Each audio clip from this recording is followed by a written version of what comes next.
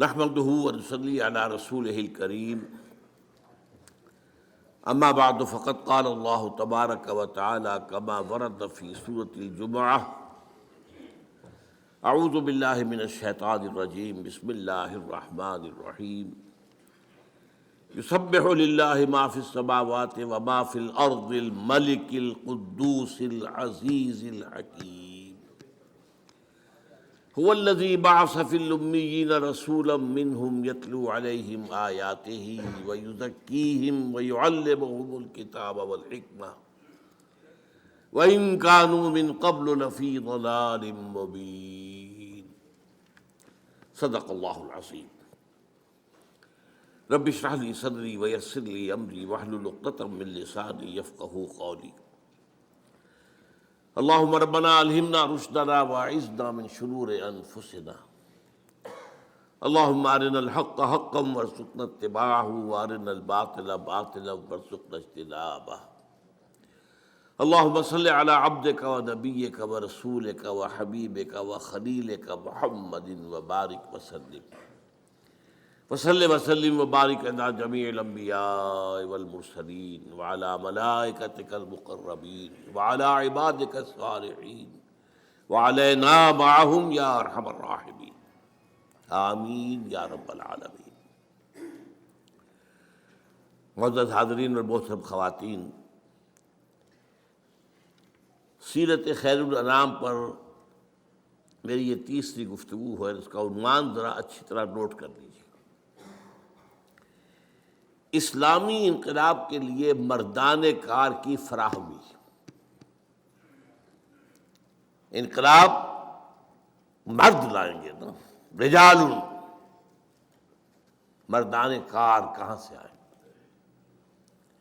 اور حزب اللہ کی تشکیل و تنظیم اور تزکیہ و تطہیر کا نبوی طریقہ کار علی صاحب الصلاۃ والسلام۔ اب تک جو دو ہمارے خطبے ہو چکے ہیں، پہلا خطبہ کچھ زیادہ بنیادی علمی تھا کہ جو اسلام کا فلسفہ ہے ایمان، اس میں نبوت اور رسالت پر ایمان کا مقام کیا ہے، لاجک کیا ہے۔ دوسرے میں ہم نے بات کی کہ نبوت اور رسالت حضور کی شخصیت میں اپنے تکمیل کے مرحلے کو پہنچی، اس کے مظاہر کیا ہیں۔ یاد ہوگا ہم نے دو قرار دیے، نبوت کی تکمیل کے مظاہر کیا ہیں؟ ہدایت آپ پر کامل ہو گئی قرآن کی شکل میں، چلی تو ہے آدم سے، فَإِمَّا يَأْتِيَنَّكُم مِّنِّي هُدًى، یہ ہزاروں سال یہ ہدایت جو ہے ارتقائی مراحل طے کر کے اپنے آخری اور تکمیلی درجے کو پہنچی قرآن میں، اور قرآن کی حفاظت کا ذمہ اللہ نے لے لیا۔ انسانی تمدن کہیں غاروں میں جو آگ رہا کرتے تھے انسان، وہاں سے چلتے چلتے چلتے چلتے ایمپائرز تک پہنچا، عظیم سلطنت ہے۔ اس کے اعتبار سے دین حق وہ بھی ارتقا کرتے کرتے کرتے کرتے دین الحق مکمل ہوا محمد رسول اللہ صلی اللہ علیہ وسلم۔ چنانچہ سورہ مائدہ کے الفاظ جو ہیں وہ ان دونوں کا احاطہ کرتے ہیں۔ الیوم اکملت لکم دینکم واتممت علیکم نعمتی۔ نعمت ہدایت ہے، یہ میں نے بارہا بیان کیا ہے کہ اگرچہ ہم کہہ دیتے ہیں یہ صحت بھی نعمت ہے، یہ دولت بھی نعمت ہے، اولاد بھی نعمت ہے، یہ بھی نعمت ہے، وہ بھی، کوئی شے نعمت نہیں ہے جب تک نعمت ہدایت نہ ہو۔ صحت ہے، ہدایت نہیں ہے، بدماش کیا کرو گے؟ گل چھرے اڑاؤ گے؟ معاشرے کے اندر فساد اور گندگی پیدا کرو گے؟ تو یہ رحمت کہاں ہوئی، نعمت کہاں ہوئی؟ دولت ہے اور ہدایت نہیں ہے تو کیا کرو گے؟ جو کچھ آج کل دولت مند کر رہے ہیں کچھ بیان کرنے کی ضرورت نہیں۔ نعمت صرف ایک ہے، وہ نعمت ہدایت ہے، اس کے ساتھ جو شے ہے وہ نعمت ہو جائے گی، لیکن یہ مجرد اپنی جگہ پر کوئی نعمت نہیں ہے۔ وہ نعمت ہدایت جو ہے اس کی مکمل ہو گئی۔ نعمتی الیوم اکملت لکم دینکم واتممت علیکم نعمتی ورضیت لکم الاسلام دینا۔ دوسری بات جو ہم نے سمجھی وہ کیا تھی کہ رسالت کی تکمیل کا مظہر کیا ہے؟ وہ تو نبوت کے دو پہلو ہوئے نا، ہدایت دی گئی کامل ہو گئی، دین حق دیا گیا کامل ہو گیا۔ دس از گیون، یہ تو اللہ تعالیٰ کی طرف دیا گیا۔ میں نے بتایا تھا نا، دو ہاتھ جوڑ کر ایک شخصیت نبی بھی ہے رسول بھی ہے۔ نبی یہ اینٹینا ادھر ہے آسمان سے، وہی لے رہا ہے وہ، اور دوسرا اینٹینا نیچے جا رہا ہے، یہ بوسٹرز کے جو ہوتے ہیں، یہ پہنچانے کا ہے، لوگوں تک پہنچانے کا ہے۔ یہ رسالت ہے، اللہ سے لینا ہے، لوگوں تک پہنچانا ہے۔ اس پہنچانے کی تکمیل کس کا مظہر کیا ہے؟ نمبر ایک، دین حق کی صرف تبلیغ نہیں، اس کو قائم کرو، اور نمبر دو، یہ صرف عرب پر نہیں پوری دنیا پر قائم کرو۔ یہ چار مظہر ہیں نبوت اور رسالت کی تکمیل کے۔ اب آج کا جو جملہ ہے سمجھیے، اس کا مطلب کیا ہے کہ نبی اکرم صلی اللہ علیہ وسلم کو اللہ نے جو رول اسائن کیا وہ ریولوشنری رول ہے، وہ انقلابی عمل ہے۔ کوئی نظام کہیں قائم کرنا ظاہر بات ہے، اس کے لیے پری ریکوزٹ کیا ہوگا کہ پہلے سے جو نظام ہے اسے اکھاڑ کر پھینکا جائے، ورنہ تو نہیں قائم کر سکتے۔ نظام دو نہیں ہو سکتے ایک جگہ، مذہب 100 بھی ہو سکتے ہیں، نظام ایک ہی ہوگا۔ دوسری بات کیا اہم ہے، کوئی جگہ ویکوم نہیں ہے نظام کے اعتبار سے، کوئی نہ کوئی نظام تو ہے وہاں۔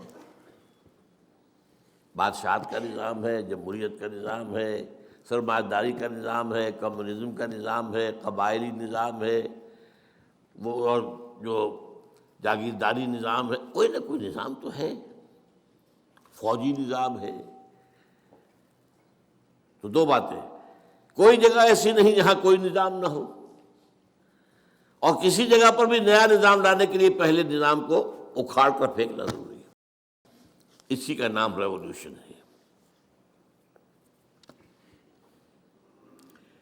یہی وجہ ہے کہ حضور کے لیے قرآن میں 3 مرتبہ وہ الفاظ آئے جو ہم پڑھ چکے ہیں، هو الذی ارسل رسولہ بالہدی ودین الحق لیظہرہ علی الدین کلہ۔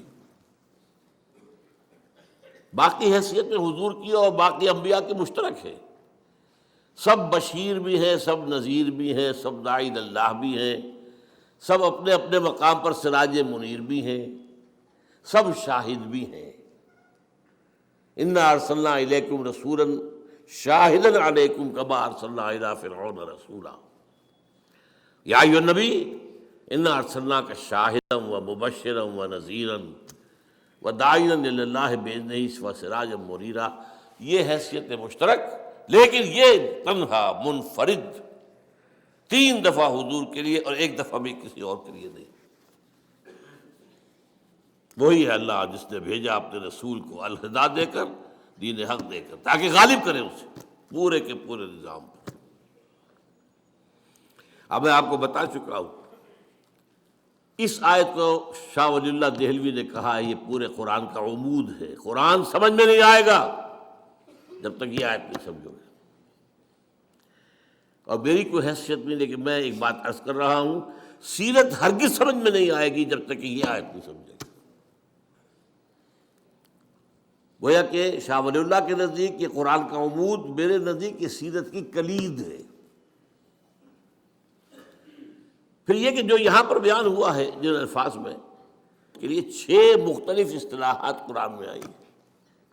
یہ تو 3 ایک جیسی آئی ہیں، ان کی اہمیت بیان کر چکا ہوں پچھلی مرتبہ میں، ورنہ یہ مضمون وربک فکبر، اپنے رب کی کبریائی کا اعلان کرو، قائم کرو کبریائی، ان اقیم الدین، دین کو قائم کرو، ویکون الدین کلہ للہ، دین پورا کا پورا اللہ کے لیے ہونا چاہیے، لتکون کلمۃ اللہ العلیٰ، یہ حدیث میں ہے۔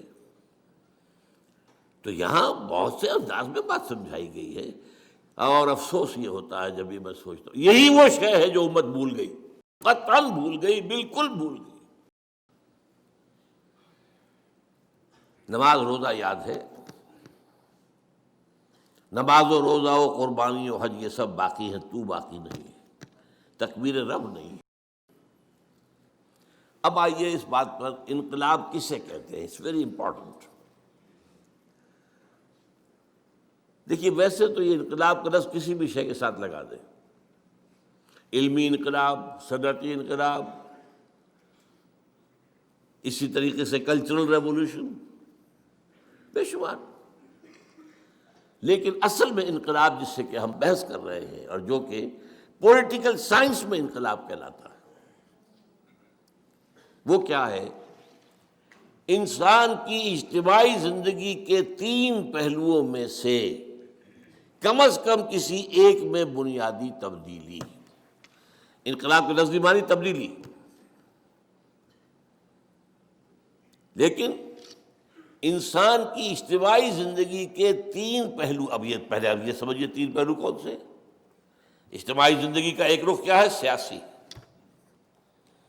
دوسرا کیا ہے؟ معاشی، تیسرا کیا ہے؟ سماجی، معاشرتی۔ تو کم سے کم ایک میں کوئی بنیادی تبدیلی، اسینشل چینج، بیسک چینج جب آئے گی تو وہ انقلاب کہلائے گا۔ اب اس کے برعکس میں مثال دے رہا ہوں آپ کو، مذہبی تبدیلی کو کوئی انقلاب نہیں کہتا۔ انسانی تاریخ کا بہت اہم واقعہ ہے، آپ اندازہ کیجئے، اس کی کوئی مثال ہی نہیں ہے۔ The whole Roman empire converted to Christianity in the year 324 AD. emperor عیسائی ہوا، پوری سلطنت عیسائی، لیکن اسے کبھی آپ نے پڑھا ہے رومن ریولوشن؟ نہیں۔ مذہب بدلا ہے، نظام تو وہی رہا، وہی بادشاہ جو کا تو جیسے پہلے بیٹھا ہوا تھا ایمپرر، ویسے میں اب بھی بیٹھا ہوا، لہذا اسے کسی نے آج تک انقلاب نہیں کہا، حالانکہ اتنی بڑی تبدیلی آپ اندازہ کیجیے، یہ کوئی چھوٹی موٹی مملکت نہیں تھی۔ The greatest empire the world has ever seen, the Roman empire, لیکن اسے کوئی بھی انقلاب نہیں کہتا۔ ہاں، انقلاب کا نام فرانس، کوئی 250-250 سال پہلے جو آیا تھا، انقلاب فرانس، سیاسی ڈھانچہ بدل گیا، بادشاہ ختم، جمہوریت کا آغاز۔ انقلاب بولشوک ریولوشن رشیا کا 1917 کا، سرمایہ داری ختم اور کمیونزم آ گیا۔ تیسرا انقلاب ایران کا بھی ہے کہ بادشاہت ختم ہوئی، سیاسی نظام تو بدلا ہے۔ لیکن اس پس منظر میں دیکھیے گا، ان دس کانٹیکسٹ، تاریخ انسانی کا عظیم ترین، گمبھیر ترین، جامع ترین، most profound revolution, it was the revolution of Muhammad صلی اللہ علیہ وسلم۔ آل دی 3 aspects changed, and even individuals changed. افراد کا ظاہر بدل گیا، باطن بدل گیا، نظریات بدل گئے، خیالات بدل گئے، ویلیوز بدل گئی، اقدار بدل گئی۔ بلکہ میں یہ کہہ رہا ہوں، سوچئے، یہاں ڈھونڈیے، مائکروسکوپ لگائیے، کوئی شے رہ گئی اپنی پچھلی حالت پر؟ Nothing, everything change. تو تاریخ انسانی کا عظیم ترین، گمبھیر ترین، ہمہ گیر ترین، جامع ترین، موسٹ پروفاؤنڈ ریولوشن تھا، وہ ہے جو نے برپا کی۔ یہ حقائق ہے، اور ان کی گواہی میں آپ کے سامنے پیش کر رہا ہوں، اور جو عربی کا ایک مقولہ ہے اس کو پیش کر کے پہلے، الفضل ما شہدت بہ الاعداء، فضیلت اصل وہ ہوتی ہے جس کا اقرار دشمن کرے۔ ہاں بھائی، یہ بات تو ماننی پڑے گی، ہے میرا دشمن، لیکن یہ اس کی بات میں مانتا ہوں کہ اس کے اندر یہ چیز خوبی ہے. وہ بات ہوئی نا، دوست کی نگاہ میں تو ہر شے خوبی ہی خوبی ہے، عقیدت مند کی نگاہ میں تو ہر شے حسن ہی حسن ہے. تو الفضل ما شہدت بہل اعداء، عدو کی جمع اعداء. اصل فضیلت وہ ہے جس کی گواہی دشمن دے. اب میں صرف 3 گواہیاں دوں گا، ایک مشرق، ایک مغرب، ایک درمیان. یہی شہر لاہور آج سے 90 سال ان 1920 ایم این رائے لیکچر دیا اس نے. یہاں ایک ہوتا تھا ہال، بریڈ لا ہال. جب ہم پڑھتے تھے میڈیکل کالج میں اس وقت تک تو کوئی اس کے آثار واثار کھنڈرات باقی تھے. یہ بھاٹی کے باہر تھا جہاں بعد میں پھر مچھلی کا بازار بنا، منڈی بنی. بریڈ لا ہال 1920 میں لیکچر دیا ایم این رائے نے، ہسٹوریکل رول آف اسلام. اور اس نے کہا تاریخ انسانی کا عظیم ترین انقلاب وہ تھا جو محمد نے برپا کیا. And who is this fellow M N Roy? Personal friend of Lenin, member of the communist international, کمیونسٹوں کی تنظیم کی جو highest controlling body, the communist international, اس کا رکن تھا. یہ جانتا تھا کہ انقلاب کہتے کسے، انقلاب کے رائٹرز میں سے گزرا ہوا شخص تھا ایم این رائے. اور ایک وقت میں افغانستان میں عبوری حکومت قائم کی تھی ہندوستانیوں نے انگریز کے خلاف. عبوری، اس کا صدر تھا یہ ایم این رائے، راجا مہندر ناتھ رائے، بنگالی. اور اس نے تو کمال ہی کیا اصل میں، جو دلیل دی ہے کہ بعض لوگ سمجھتے ہیں کہ یہ عربوں کی، حضور کے صحابہ کی جو فتوحات تھی ایسے تھی جیسے اور یہ دنیا کے اندر ہمیشہ صحراؤں سے یا جو سطح مرتفع کے علاقے ہوتے ہیں جہاں کھانے کو کچھ نہیں ہوتا، وہاں سے لوگ نکل کے اور جو سیٹلڈ ایریاز ہوتے ہیں، زرخیز علاقے ہوتے ہیں، ان پر حملہ کرتے ہیں، مارتے ہیں، کوٹتے ہیں، لوٹتے ہیں، لے کے بھاگ جاتے ہیں. یہ اس نوعیت کی بات نہیں تھی، یہ اٹیلا والی بات نہیں تھی، یہ ہنو والی بات نہیں تھی، یہ منگول والی بات نہیں تھی، یہ تاتاریوں والی بات نہیں تھی. اس انقلاب کے نتیجے میں دنیا میں نئی تہذیب آئی ہے، نیا تمدن آیا ہے، نئی روشنی آئی ہے، علم پھیلا ہے. یہ اس نے کہا ہے. اور یہ کتاب آج بھی دنیا میں شائع ہو رہی ہے، لیکن ممبئی میں، یہاں کوئی نہیں جانتا، کسی کو دلچسپی نہیں. Historical role of Islam. اب آئیے درمیان میں H G Wells. H G Wells جو ہے ویسے شاطم رسول ہے، گالیاں دی ہیں اس نے حضور کو، بالکل رشدی کی طرح اور تسلیمہ نسرین کی طرح. گھناؤنے حملے فیملی لائف پر، ازواج مطہرات کا.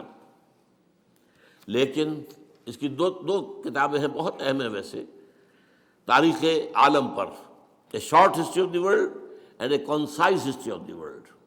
کنسائز ذرا بڑی ہے، شارٹ چھوٹی ہے. Concise history of the world میں جب وہ آتا ہے، کنکلوڈ کرتا ہے حضور کے چیپٹر کو اور خطبہ حجۃ الوداع کی نقل کرتا ہے کہ لا فضل لعربی علی عجمی ولا لعجمی علی عربی ولا لاسود علی احمر ولا لاحمر علی اسود الا بالتقوی. کوئی فضیلت نہیں کسی عرب کو کسی عجمی پر، کسی عجمی کو کسی عرب پر، کسی گورے کو کسی کالے پر، کسی کالے کو کسی گورے پر، الا بالتقوی. And now remember the words. Although the sermons of human fraternity, equality and freedom، 3 الفاظ یاد رکھیے. یہ ہمارے ہاں جو لیڈروں کی تقریروں کے اندر 3 الفاظ دہرائے جاتے ہیں بار بار. یہی تو ویلیوز ہے، فریڈم، فریٹرنٹی، ایکوالٹی، مساوات، اخوت، حریت. Although the sermons of human fraternity, equality and freedom were said before also, and we have a lot of such sermons in Jesus of Nazareth، مسیح ناصری حضرت عیسیٰ علیہ السلام، جس کو خدا کا بیٹا مانتا ہے. واعظ تو مسیح نے بھی بہت کہے تھے، کوئی شک نہیں ہے، but it must be admitted that it was Muhammad sallallahu alaihi wasallam who for the first time in history established a society based on these principles. اب بتائیے جادو وہ جو سر چڑھ کر بولے. لیکن ایک بات نوٹ کر لیجیے, ممکن ہے آپ یہ ایچ جی ویلز کی کنسائز ہسٹری لے کر تلاش کریں, نہیں ملے گا آپ کو یہ پیسے, اب نکال دیا گیا ہے. کیونکہ یہ تو نئے ایڈیشن آتے ہیں, کیا وہ ایچ جی ویل کو تو بھرے ہوئے بہت عرصہ ہو گیا, جو اب نئے ایڈیٹرز ہوتے ہیں وہ چینج کرتے رہتے ہیں. لیکن آپ چاہیں میری بات کی توثیق تو پنجاب لائبریری سے پرانا نسخہ نکالیے اور دیکھیے. تیسرا ڈاکٹر مائیکل ہارٹ, وہ تو میں نے کئی دفعہ بیان کیا ہے,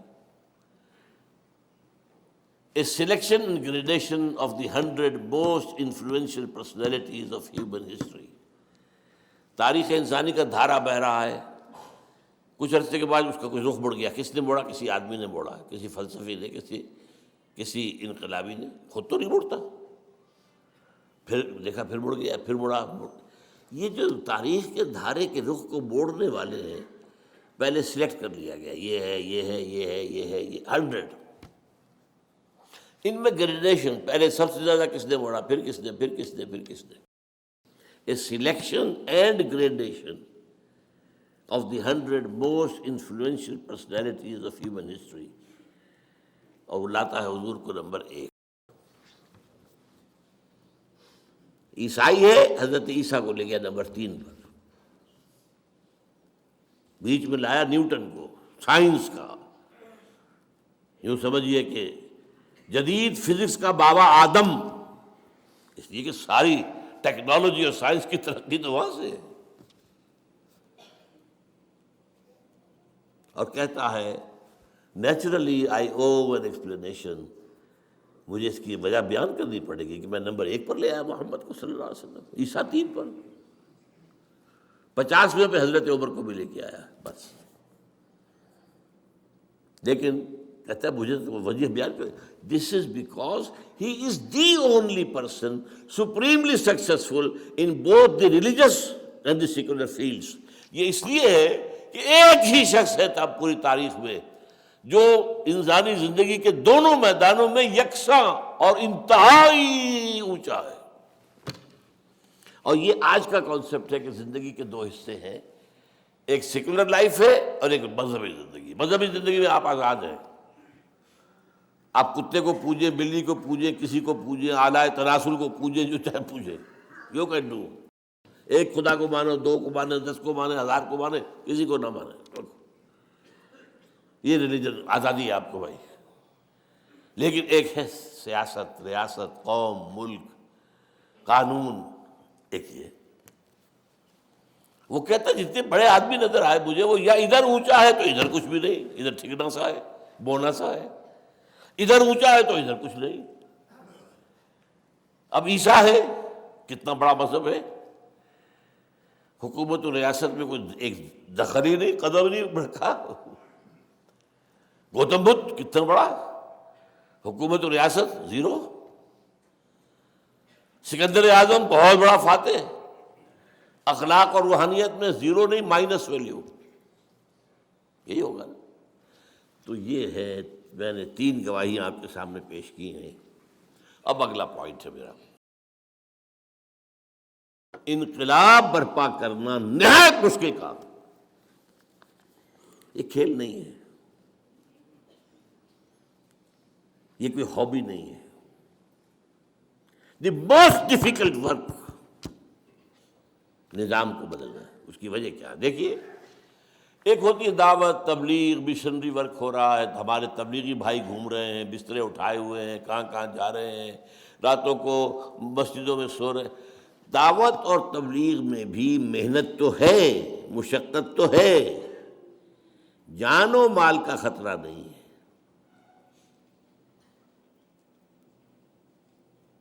سمجھ رہے بات؟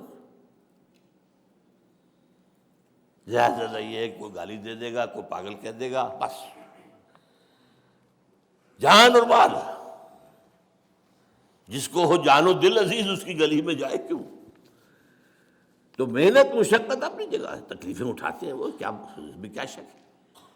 گھر پہ سونا اپنے پلنگ کے اوپر، اپنے بستر کے اوپر، اپنے گدے کے اوپر، اور جا کے مسجد میں کھردرے فرش کے اوپر سونا مشقت تو ہے. اور مشنریز نے کیسی کیسی مشقتیں کی ہیں، کہاں کہاں گئے. افریقہ کے تنگ ترین جو تاریک ترین جو جنگلات ہیں، وہ تاش جو ہے کانگو کا ہو یا امیزن کا ہو، ساؤتھ امریکہ کا، گئے ہیں ہر جگہ. ہمارے یہاں جیکب آباد میں آئے ہیں، گرمی وہ جو جس کو کہا جائے کہ زمین پر جہنم جو ہو جاتا ہے گرمیوں میں. تو تکلیف، محنت، مشقت یہ تو ہوگی، کچھ ریزسٹنس بھی ہو جائے گی، لیکن جان و مال کا خطرہ نہیں. یہی معاملہ کسی علمی کام کا ہے، اسکالرلی ورک، وہ خطرہ نہیں ہے جان و مال کا. اختلاف ہو جائے گا، کوئی آپ کی ریسرچ کے خلاف کوئی اور مقابلے میں ریسرچ لے آئے گا، وہ آپ کو پاگل قرار دے دے گا، آپ اس کو پاگل قرار دے دیں گے، ہو جائے گا. علمی کام ہو، ریسرچ ورک ہو، تحقیق کا، اس میں بھی وہ اندیشہ نہیں ہے. لیکن انقلاب، وہاں جان و مال کا خطرہ ہے. کیوں؟ انقلاب کی زد پڑتی ہے جو ایگزسٹنگ سسٹم ہے، اس میں جو پاور بیسس ہیں، اس میں جو رولنگ کلاسز ہیں، اس میں جو ویسٹڈ انٹرسٹ ہیں، اس میں جن لوگوں کو جو پریولیج کلاسز ہیں، ان کے مفادات میں زد پڑتی ہے. They are bound to resist. وہ تو کہیں گے نظام کوہنا کے پاس مانو، یہ میرا معرض انقلاب میں ہے، آؤ ختم کرو انہیں، مارو انہیں. یہ ہمارے نظام کو ختم کرنا چاہتے ہیں. ہمارے مفادات کا تقاضا سٹیٹس کو نظام رہے، اور یہ آئے نظام بدل دیں. یہی بات جان لیجئے، یہی وجہ ہے قرآن نے پہلے ہی قدم پر وَلَنَبْلُوَنَّكُمْ بِشَيْءٍ مِّنَ الْخَوْفِ وَالْجُوعِ وَنَقْصٍ مِّنَ الْأَمْوَالِ وَالْأَنفُسِ وَالثَّمَرَاتِ وَبَشِّرِ الصَّابِرِينَ الَّذِينَ إِذَا أَصَابَتْهُمْ مُصِيبَةٌ قَالُوا إِنَّا لِلَّهِ وَإِنَّا إِلَيْهِ رَاجِعُونَ. تیار رہو. اور ذرا سی جب وہ دور آیا تھا، کچھ گھبراہٹ ہوئی تو فرمایا ام حسبتم ان تدخلوا الجنہ ولما یاتکم مثل الذین خلوا من قبلکم مستهم الباساء والضراء وزلزلوا حتى يقول الرسول والذین آمنوا معه متى نصر اللہ الا ان نصر اللہ قریب. تو انقلاب برپا کرنا مشکل ترین کام، سیدھی طرح عقلی طور پر، منطقی طور پر سمجھ لیجیے. You have to face the heavy odds. اچھا، اب میں آ رہا ہوں انقلابی عمل کے مراحل. اس سے پہلے میں بیان کر چکا ہوں، آج سے 25 سال پہلے منہج انقلاب نبی میری کتاب ہے، اور بہت اللہ کا میں شکر ادا کیا کرتا ہوں کہ جس طریقے سے اس نے سیرت کو مجھ پر کھولا ہے. کلید اس لیے میں نے کہا کلید، سیرت کی کلید، اسے آپ فلسفہ سیرت بھی کہہ سکتے ہیں. میں نے 6 مراحل میں بیان کیا ہے انقلاب کسی ایک جگہ پر. 7واں مرحلہ وہ آئے گا انقلاب کی تکمیل کے بعد، تصدیر الانقلاب، انقلاب اب باہر ایکسپورٹ کرنا. اس لیے کہ انقلاب کا خاصہ یہ ہے کہ وہ کسی ایک ملک میں نہیں رہ سکتا اگر انقلاب ہے. And this is the litmus test کہ کوئی شاید انقلاب ہے یا نہیں ہے. اس کا لٹمس ٹیسٹ یہی ہے کہ یہ آگے پھیلا یا وہیں کا وہیں رہ گیا. Here the Iranian revolution has failed badly. لیکن ظاہر ہے کہ فرانس کا انقلاب کہاں سے کہاں پہنچا تھا، ساری دنیا میں. روس کا انقلاب کہاں سے کہاں پہنچا تھا، لیٹن امریکہ میں پہنچ گیا، چائنا میں پہنچ گیا، انڈیا میں آج بھی کمیونسٹ پارٹیز ہیں، سب کچھ ہے. 6+1 7. ایک بات میں حضور کے انقلاب کے بارے میں ابھی یہاں کہہ دوں. ایک تو وہی الفاظ نوٹ کر لیجئے، آپ کا انقلاب جامع ترین، گمبھیر ترین، ہمگیر ترین، موسٹ پروفاؤنڈ. آل انکلوسو. اور دوسری بات جو ہے جس کی کوئی مثال ہی نہیں ہے، اس سارے انقلابی عمل کی قیادت آپ نے بنفس نفیس فرمائی. وہی شخص جو مکے کی گلیوں میں ایک مبلغ کی حیثیت سے گھوم رہا ہے، تبلیغ کر رہا ہے، لوگوں سے بات کر رہا ہے، لوگ گھروں میں جا کے بات کر رہا ہے. رب انی دعوت قومی لیلا و نہارا فلم یزدہم دعائی الا فرارا. وہی بدر اور احد کے اندر فوج کو کمانڈ کر رہا ہے. یہ کہیں نہیں ہے. باقی دنیا کے انقلاب جو آئے وہ کئی نسلوں میں آئے. کسی نے فکر دیا، کسی نے میدان میں لیڈ کیا. والٹیر اور روسو جمہوری انقلاب جو تھا اس کا فرانس کا، میدان میں ان کا کوئی رول ہی نہیں. دیور ڈیسک ورکرز، لکھتے تھے بس بیٹھ کے. Marx and Engels desk workers, کتاب لکھ دی ڈاس کے بیٹھا. انقلاب تو نہ جرمنی میں آیا نہ انگلینڈ میں آیا، کتاب وہاں لکھی گئی تھی، کچھ جرمنی میں لکھی تھی، کچھ جا کے انگلستان میں لندن میں مکمل کی. انقلاب آیا روس میں. لہذا انقلابی عمل اگر معلوم کرنا ہو، واحد source, this only source of a true revolutionary process is the سیرہ آف محمد صلی اللہ علیہ وسلم. سارے مراحل موجود ہیں. اب میں کہہ رہا ہوں، اب میں آج جو ہے اس کو مختصر کر کے دو مرحلوں میں بیان کر رہا ہوں، 2+1. دو انقلاب برپا کرنے کا مراحل اور ایک پھر اس کا ایکسپورٹ ہونا. اقبال کے 2 شعر میں نے بہت سنائے ہیں، آج پھر سن لیجیے. اقبال جس طریقے سے کہ انقلاب کا داعی تھا، اگرچہ وہ میدان کا آدمی نہیں تھا، he was not a man of the field. مفکر، وہ اس کی تصویر وہی ہے سب سے اعلیٰ جو سر جھکائے. لاکھ حکیم سر بجیب ایک کلیم سر بکف. وہ کلیم نہیں تھا، حکیم تھا، لیکن اس کی حکیمی جو ہے، ذرا دیکھیے کس قدر الفاظ کے اندر تلخی ہے. تلخی. خواجہ از خون رگے مزدور سازد لال ناب. یہ سرمایہ دار، کارخانے دار، مزدور کی رگوں میں دوڑنے والے سرخ خون کو کشید کرتا ہے اپنی سرخ شراب جو بیٹھ کر پیتا ہے وہ شام کو. خواجہ از خون رگے مزدور سازد لال ناب. از دفاع دہ خدایا کشت دہقانہ خراب. اور یہ زمیندار اور جاگیرداروں کے ظلم و ستم سے دہقان کی کھیتی برباد ہو گئی. انقلاب انقلاب انقلاب، بڑی پیاری نظم اس کی. لیکن جو کیفیت ایک خاص ہے، اور وہ کس مقام پہ اس وقت تھا، یہ کہاں تھا اس وقت جو یہ بات کر رہا ہے. گفتند، اللہ نے مجھ سے کہا، گفتند جہان ماں آیا بے تمہیں سازد. اے اقبال، ہم نے جس دنیا میں تمہیں بھیجا ہے، اپنی دنیا، ہماری دنیا ہے، تمہیں پسند آئی؟ گفتم کے تمہیں سازد. نہیں، ظلم ہے یہاں تو. یہاں تو انسان کا خون چوس رہا ہے، خون پی رہا ہے، ظلم ہو رہا ہے. گفتند کے برہمدن، اچھا تو توڑ دو پھوڑ دو. یہ توڑ دو پھوڑ دو کا لفظ ہے کہ جو آیا ہے شاہ ولی اللہ کے ہاں، فک و کل نظام، پورے نظام کو توڑ دینا. یہ دین الحق کا اظہار جو ہے، جس کو وہ عمود کہتے ہیں، پورے نظام، فک کھول دینا. یہ پورا نظام جو ہے ایک وحدت ہوتا ہے، جڑا ہوا ہے ایک دوسرے کے ساتھ. فک و کل نظام، توڑ دو پھوڑ دو. توڑ دے پھوڑ دے کیسے؟ با نشہ درویشی در ساز و دمادم زن.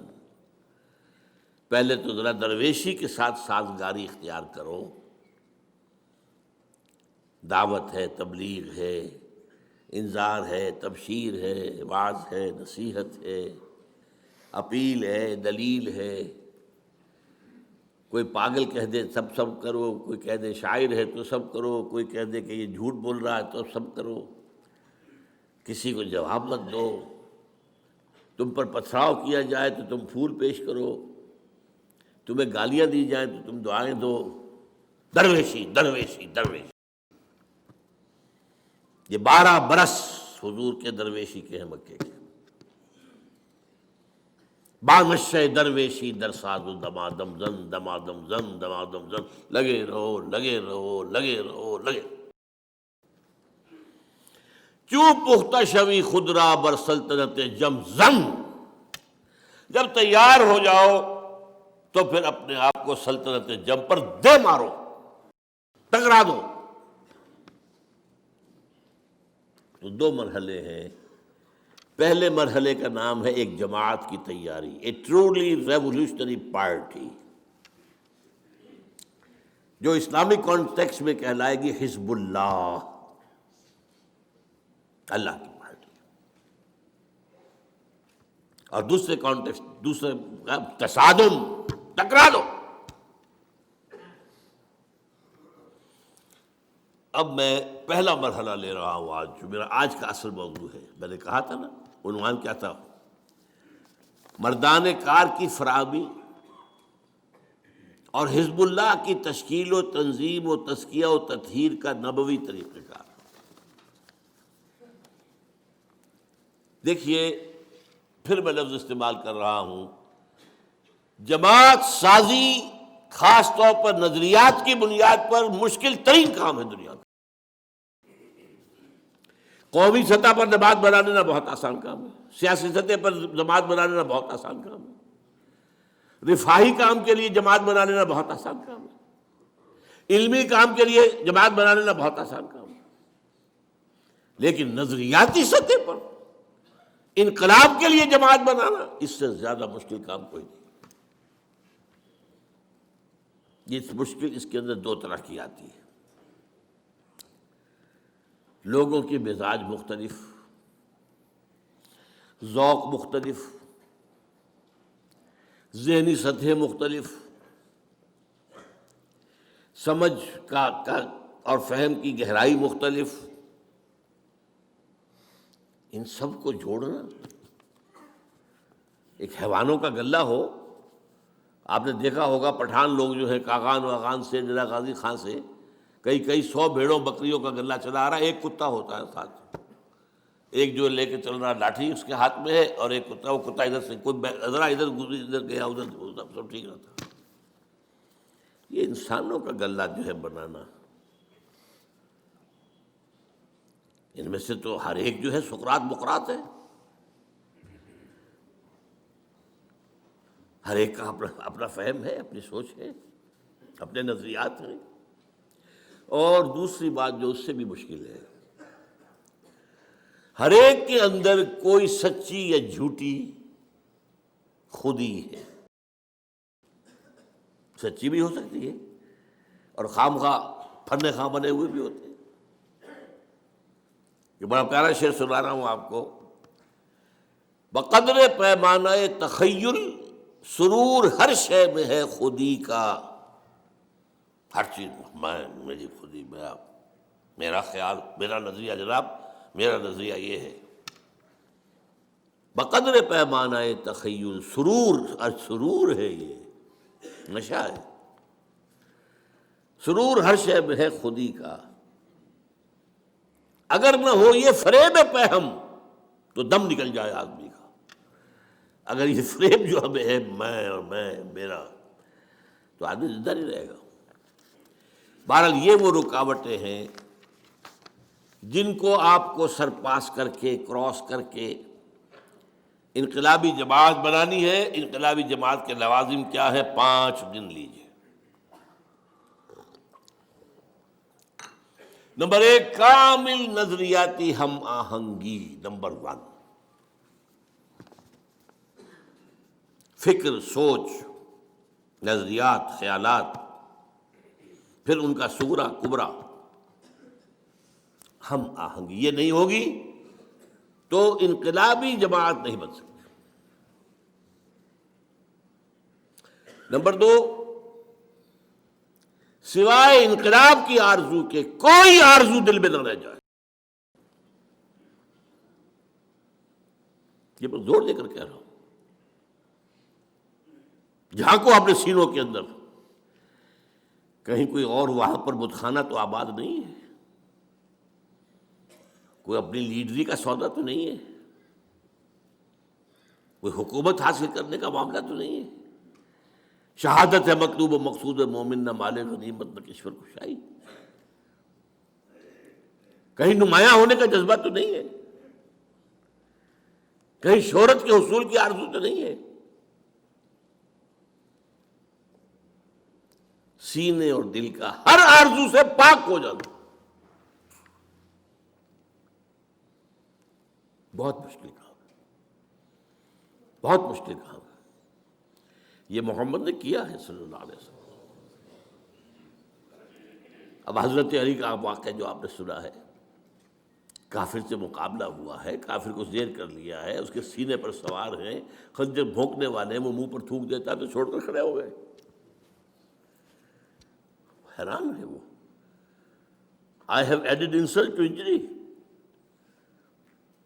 یہ کیا ہوا؟ فرمایا میری تم سے کوئی جنگ نہیں، ذاتی نہیں، میں اللہ کے لیے مار رہا تھا تمہیں. اب تم نے میرے منہ پر تھوکا ہے، میرے اندر انتقامی جذبہ بھی پیدا ہو گیا ہے. اب میں تمہیں اگر قتل کروں گا تو خالصتاً للہ نہیں ہوگا قتل.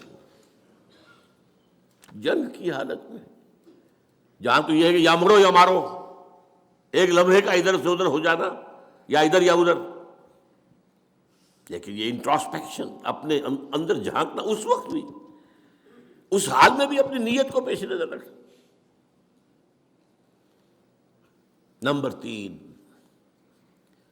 انقلاب کے لیے تن من دھن، یہاں تک کہ جان دینے کے لیے آمادگی ہی نہیں، انتہائی شوق. شہادت ہے مطلوب و مقصود مومن، نہ مال غنیمت نہ کشور کشائی. وہ جو فرمایا گیا من المؤمنین رجال صدقوا ما عاهدوا الله علیہ فمنهم من قضى نحبه ومنهم من ينتظر وما بدلوا تبدیلا. ذرا دل میں جھانک کر دیکھنا چاہیے ہے وہاں یا نہیں. اگر نہیں ہے تو ابھی آپ آئے نہیں، مقام پر پہنچے نہیں ہیں. آپ سمجھ رہے ہوں گے کہ میں بڑا انقلابی کارکن ہوں. نمبر 4، نظم کی پابندی کے لیے اپنی انا اس کو کچل دینا. لسن اینڈ اوبے، سماعت.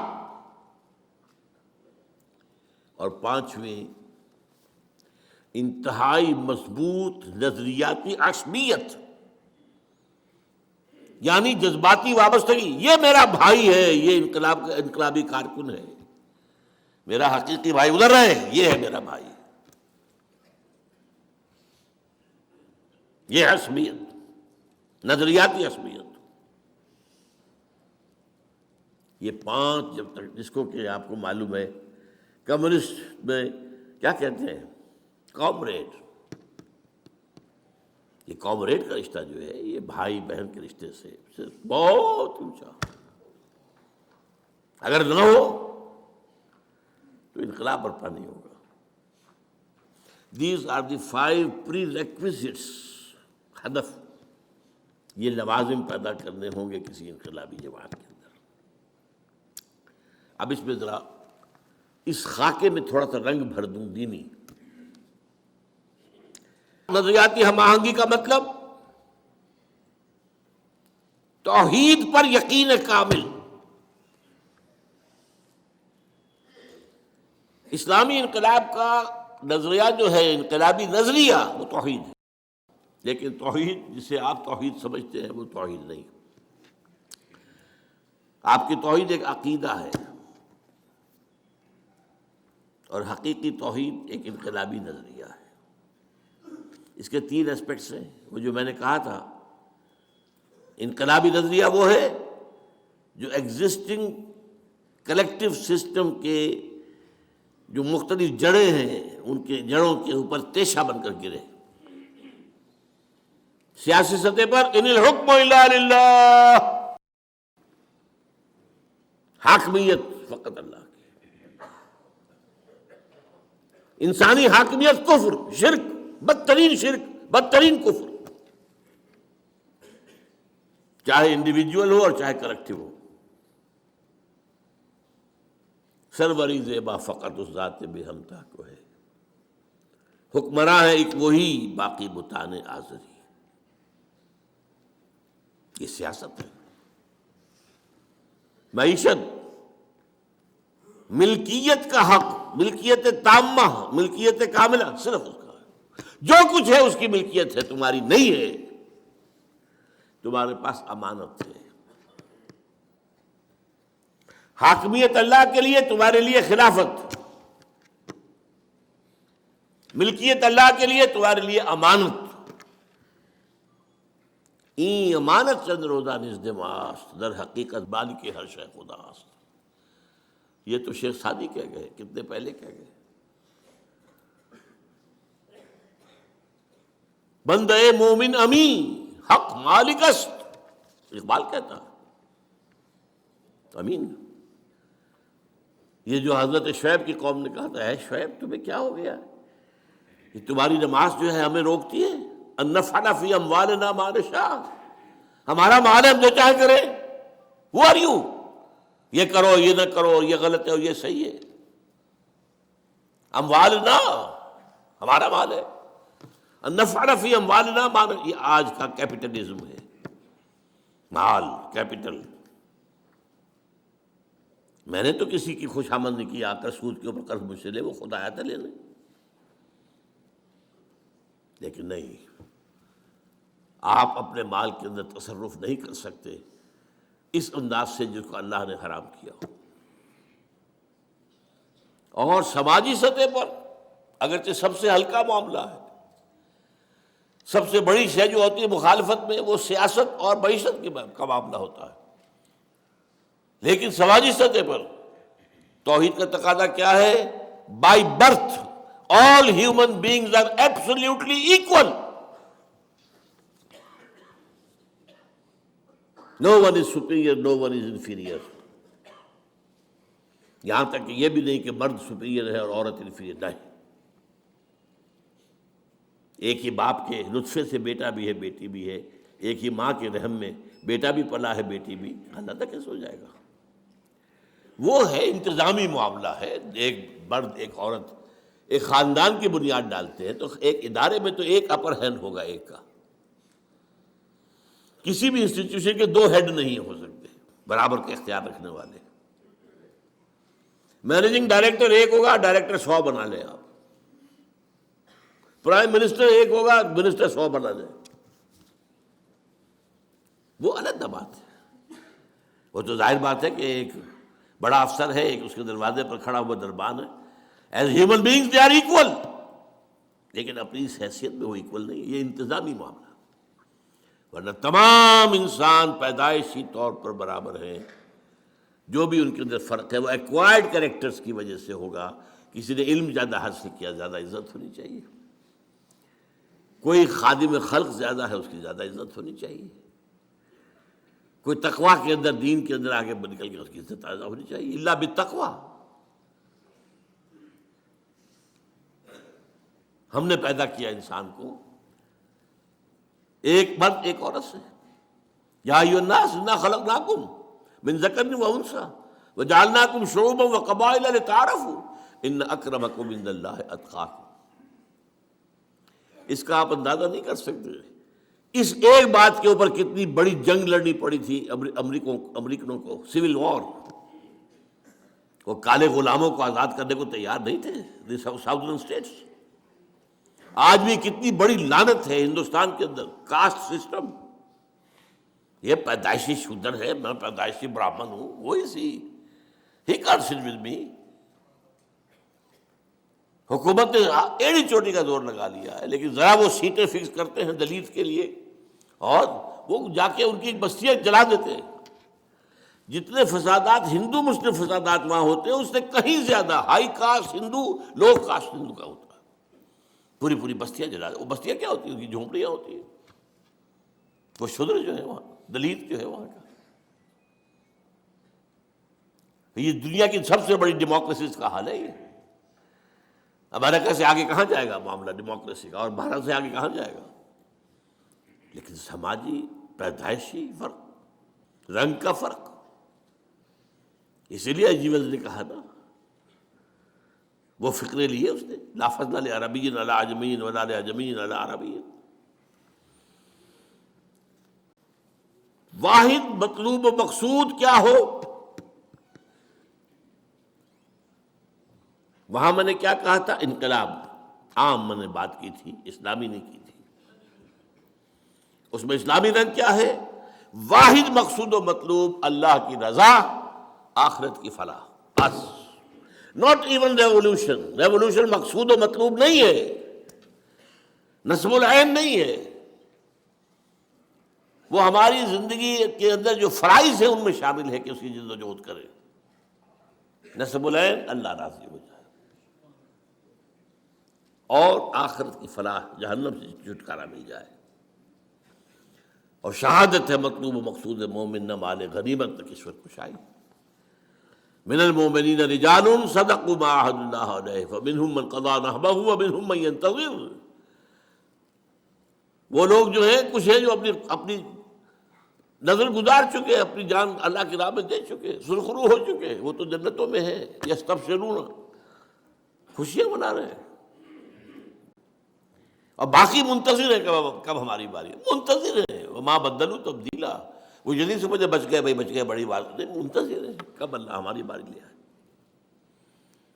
اور یہ گردن کا جو بوجھ ہے اوپر سے اتار کر ہم بھی اللہ کے یہاں سبکدوش ہو کر پہنچ جائیں. کندھے ہلکے ہو جائیں گے نا اگر یہ سری اوپر سے اوپر اتر جاتی ہے.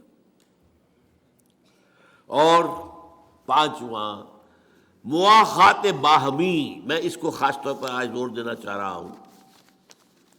بدقسمتی سے اس پر ہمارے ہاں توجہ کم ہوئی ہے. اس کے لیے دو مقامات میں نے منتخب کیے. سورہ فتح کی آخری دو آیات، هو الذی ارسل رسولہ بالہدی ودین الحق لیظہرہ علی الدین کلہ وکفی باللہ شہیدا. یہ تو وہی آیت آ گئی. اب آیا محمد الرسول اللہ والذین معہ. اللہ کے رسول محمد اور وہ جو ان کے ساتھ ہیں صحابہ کرام رضوان اللہ تعالی علیہم اجمعین. یہ مل کر جماعت بنتے ہیں نا. ان کی کیفیت کیا ہے جس کو میں نے کہا تھا نا، عصبیت نظریاتی. یہ مسلمان ہے، یہ مومن ہے، یہ میرا بھائی ہے، یہ چاہے باپ ہے، نہیں اس سے میرا کوئی رشتہ نہیں ہے. اشداء علی الکفار رحماء بینہم. وہ کافروں پر بہت سخت ہوتے، بھاری ہوتے، اور آپس میں بڑے رحیم، شفیق، مہربان. تراہم رکعا سجدا یبتغون فضلا من اللہ ورضوانا. تم دیکھتے ہو انہیں رکوع کرتے ہوئے، سجود کرتے ہوئے، اللہ کا فضل اور اس کی رضا کے متلاشی ہے. سیماہم فی وجوہہم من اثر السجود. ان کے چہروں میں سجدوں کی وجہ سے اس کے آثار، اس کے نتائج نظر آتے ہیں. ذالک مثلہم فی التوراۃ ومثلہم فی الانجیل. یہی مثال ان کی ہم نے دی تھی تورات میں بھی اور انجیل میں بھی. اب بڑی پیاری اس کا ٹکڑا آگے ہے. کزرع اخرج شطأہ فآزرہ فاستغلظ فاستوى علی سوقہ. اس کھیتی کے مانند جس کو کسی کاشتکار نے بویا تھا نا، لیکن جب وہ کھیتی اپچی ہے، ابری ہے، ذرا لہلہانے لگی ہے، جس نے اپنی سوئی نکالی، پھر اس سے ذرا گاڑھا کیا، پھر وہ اپنے نال پر کھڑی ہو گئی. یعجب الزراع لیغیظ بہم الکفار. وہ جو کاشتکار تھا اس کو تو گوئی سبھی خوشیاں ہو رہی ہے، اس کا دل باغ باغ ہو رہا ہے میری محنت. وہ باغبان کون تھا؟ محمد صلی اللہ علیہ وسلم. اور صحابہ کی یہ کھیتی جب اپج رہی تھی تو ان کس کو سب سے بڑھ کر خوشی ہوئی؟ وعد اللہ الذین آمنوا وعملوا الصالحات منہم مغفرۃ واجرا عظیما.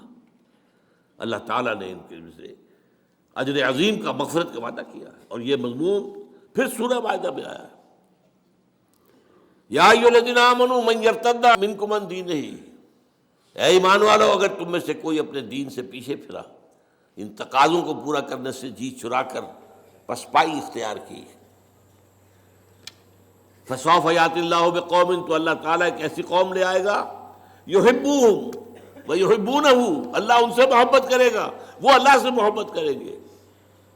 اور اس کے بعد اذلۃ علی المومنین اعزۃ علی الکافرین، اہل ایمان پر بہت نرم ہوں گے، کافروں پر بہت سخت ہوں گے۔ ہو حلقہ یاراں تو برے شم کی طرح نرم، اور رزم حق و باطل ہو تو فولاد ہے۔ اس کے آخر میں فرمایا وَمَن يَتَوَلَّ اللَّهَ وَرَسُولَهُ وَالَّذِينَ آمَنُوا فَإِنَّ حِزْبَ اللَّهِ هُمُ الْغَالِبُونَ۔ جب تم اس معیار پر پورے اتر جاؤ گے کہ تمہاری ولایت، تمہارا دلی تعلق اللہ سے، رسول سے اور اہل ایمان سے ہوگا صرف، تو یہ حزب اللہ ہوگی، then you will qualify کہ تمہیں یہ خطاب دیا جائے، اور پھر اس حزب اللہ کے لیے اللہ کا وعدہ ہے کہ غالب ہو کر رہے۔ یہ 5 اسلامی انقلابی جماعت کے لوازم ہیں۔ اب آئیے قرآن کی طرف رجوع کرتے ہیں۔ فرد کی تبدیلی کے لیے قرآن کا پروگرام کیا ہے؟ اس لیے کہ ظاہر بات ہے انقلاب آئے گا جماعت سے، جماعت بنے گی افراد سے۔ اسٹارٹنگ پوائنٹ کیا ہے ہمارا؟ فرد۔ فرد کی تبدیلی کے لیے قرآن مجید میں 4 اصطلاحات 4 دفعہ آئی۔ پچھلی دفعہ یاد ہوگا میں نے کہا تھا کہ تکرار جو ہے کسی کلام کا حسن نہیں ہوتا، عام طور پر اسے عیب سمجھا جاتا۔ تکرار بھائی کوئی الفاظ بدل کے لاؤ، ایک پھول کا مضمون ہو تو 100 رنگ سے باندھو، میں بتا چکا ہوں۔ اظہار دین الحق کے لیے کتنی اصطلاحات آ گئی قرآن میں، 6-7 تو میں نے گنوا دی آج بھی۔ لیکن پھر بھی وہ 3 آیتیں جو کہ تو آئیں، هو الذی ارسل رسولہ بالہدی ودین الحق لیظہرہ علی الدین کلہ۔ لیکن کمال یہ ہے کہ وہاں پر کوئی بورڈم نہیں ہوتا ہے، وہ اللہ کا کلام ہے، یہ معجزہ ہے۔ تکرار کیوں ہے؟ کہ ان الفاظ کی اہمیت کو سمجھو اور اپنی مائکروسکوپ کو اس کے اوپر فکس کر دو۔ زیر ہر لفظ غالب چید عام میں خانہ ہے، یہ ایک ایک لفظ کے اندر جو ہے جو کچھ پنہا ہے، پورا پورا بیخانہ پنہا ہے۔ گنجینہ معنی کا طلسم اس کو سمجھیو، جو لفظ کے غالب میرے اشعار میں آوے، وہ تعلی ہے غالب کی۔ قرآن کی شان یہ ہے جو لفظ آ رہا ہے، گنجینہ معنی کا طلسم۔ اب حیران آپ ہوئیے، حضور کا مقصد بعثت 3 دفعہ، اس کے لیے افراد کی تیاری 4 دفعہ، 4 اصطلاحات قرآن میں 4 دفعہ آ رہی ہیں۔ آج ہم نے اس کے لیے آیتیں پڑھی ہیں۔ سب سے پہلے سورہ جمعہ، یسبح للہ ما فی السماوات و ما فی الارض الملک القدوس العزیز الحکیم۔ ایک بات نوٹ کر لیجیے، اکثر سورت آیتوں کے آخر میں اللہ کے 2 اسماء آتے ہیں، زیادہ نہیں۔ وَهُوَ الغفور الرحیم، وَهُوَ الخبیر العلیم، یہی ہے نا، وَهُوَ العزیز الحکیم، وَهُوَ السمیع البصیر، دو۔ صرف قرآن مجید میں ایک صورت یہ ہے جہاں 4 اسماء آئے ہیں ایک آیت کے اندر، اور سورہ حشر ہے اس میں 8 آئے ہیں۔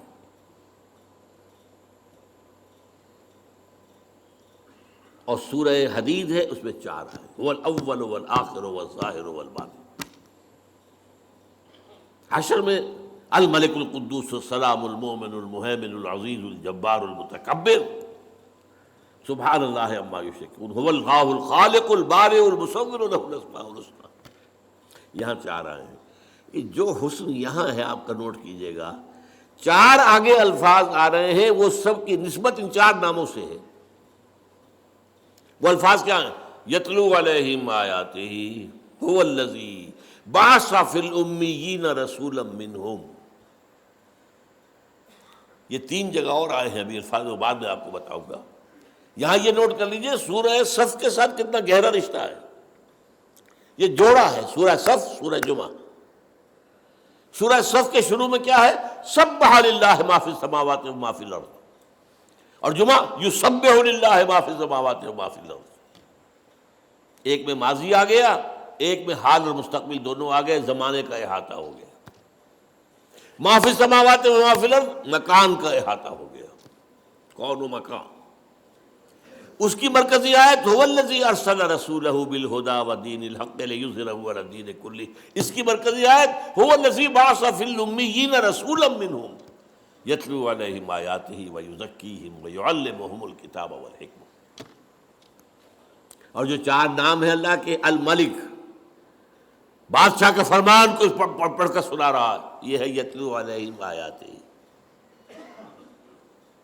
وہ بادشاہ حقیقی القدوس ہے، پاک ہے، ہمارا رسول بھی تمہیں پاک کر رہا ہے۔ الملک القدوس عزیز الحکیم، عزیز ہے، زبردست ہے، اس کا قانون ہے جو تمہیں دیا جا رہا ہے، اور الحکیم ہے، تمہیں تعلیم حکمت بھی دی جا رہی ہے۔ یتلو علیہم آیاتہ، یہ الملک، ویزکیہم القدوس، یعلمہم الکتاب، یہ العزیز، والحکمہ الحکیم۔ ان چار الفاظ کا تعلق چار اسماء کا گویا کہ یہ سایہ ہے۔ اب نوٹ کیجئے، یہ الفاظ پہلے آئے سورہ بقرہ میں دو جگہ۔ پہلے 15ویں رکوع کے آخر میں حضرت ابراہیم اور اسماعیل کی دعا، جب وہ بنیادیں اٹھا رہے تھے خانہ کعبہ کی، تو جو دعا مانگی ان میں سے ایک یہ بھی تھی، پروردگار ہماری جو نسل یہاں آباد ہوگی تیرے اس گھر کے پاس، ربنا وابعث فیہم رسولا منہم، ان میں اپنا ایک رسول اٹھائیے انہی میں سے، کیا کرے گا؟ یتلو علیہم آیاتہ ویعلمہم الکتاب والحکمۃ ویزکیہم۔ چار آگے کوئی چیز، تھوڑا سا فرق ہے، ترتیب مختلف ہے، میں بعد میں بات کروں گا۔ دو رکوعوں کے بعد آ گیا اعلان، دیکھو یہ تمہارے باپ ابراہیم اور اسماعیل کی دعا کا ظہور محمد آ گئے تمہارے پاس صلی اللہ علیہ وسلم۔ کما ارسلنا فیکم رسولا منکم یتلو علیکم آیاتنا ویزکیکم ویعلمکم الکتاب والحکمہ۔ وہی چار چیزیں۔ سورہ بقرہ کا جوڑا ہے سورہ آل عمران، اس میں پھر آ گیا لقد من اللہ علی المؤمنین اذ بعث فیہم رسولا من انفسہم یتلو علیہم آیاتہ ویزکیہم ویعلمہم الکتاب والحکمہ۔ لیکن سب سے شاندار انداز میں ہے سورہ جمعہ، هو الذی بعث فی الامیین رسولا منہم یتلو علیہم آیاتہ ویزکیہم ویعلمہم الکتاب والحکمہ۔ اب یہاں اگر غور سے آپ نے سنا ہو تو آپ کو نظر آئے گا کہ ایک فرق ہے۔ ابراہیم اور اسماعیل کی دعا میں تلاوت آیات کے فوراً بعد تعلیم کتاب و حکمت، پھر تزکیہ آخر میں۔ باقی تینوں جگہوں پر تلاوت آیات، پھر تزکیہ، پھر کتاب و حکمت کی تعلیم۔ اب فرق کیا ہے؟ وہ دعا ہے ابراہیم اور اسماعیل کی، وہاں تو اللہ ان کی دعا نقل کر رہا ہے، یہاں اللہ کی طرف سے آ رہا ہے، تو یقیناً یہ ترتیب زیادہ جو ہے امپرووڈ شمار ہوگی، اسے بھی ہم غلط نہیں کہیں گے، وہ بھی دو رسولوں کی بات ہے نا۔ ربنا وابعث فیہم رسولا منہم یتلو علیہم آیاتک ویعلمہم الکتاب والحکمۃ ویزکیہم، غلط تو نہیں ہے یہ۔ لیکن ایک بات معلوم ہو گئی، اس وقت ہائیسٹ ویلیو جو تھی وہ تزکیہ تھا، اب ہائیسٹ ویلیو حکمت ہے، کیونکہ تین جگہ اللہ کی طرف سے آ رہا ہے۔ 18واں رکوع سورہ بقرہ کا، پھر آل عمران، پھر سورہ جمعہ، وہاں تو یہ آ رہا هو الذی بعث فی الامیین رسولا منہم یتلو علیہم آیاتہ ویزکیہم ویعلمہم الکتاب والحکمہ۔ اب ان پر آئیے،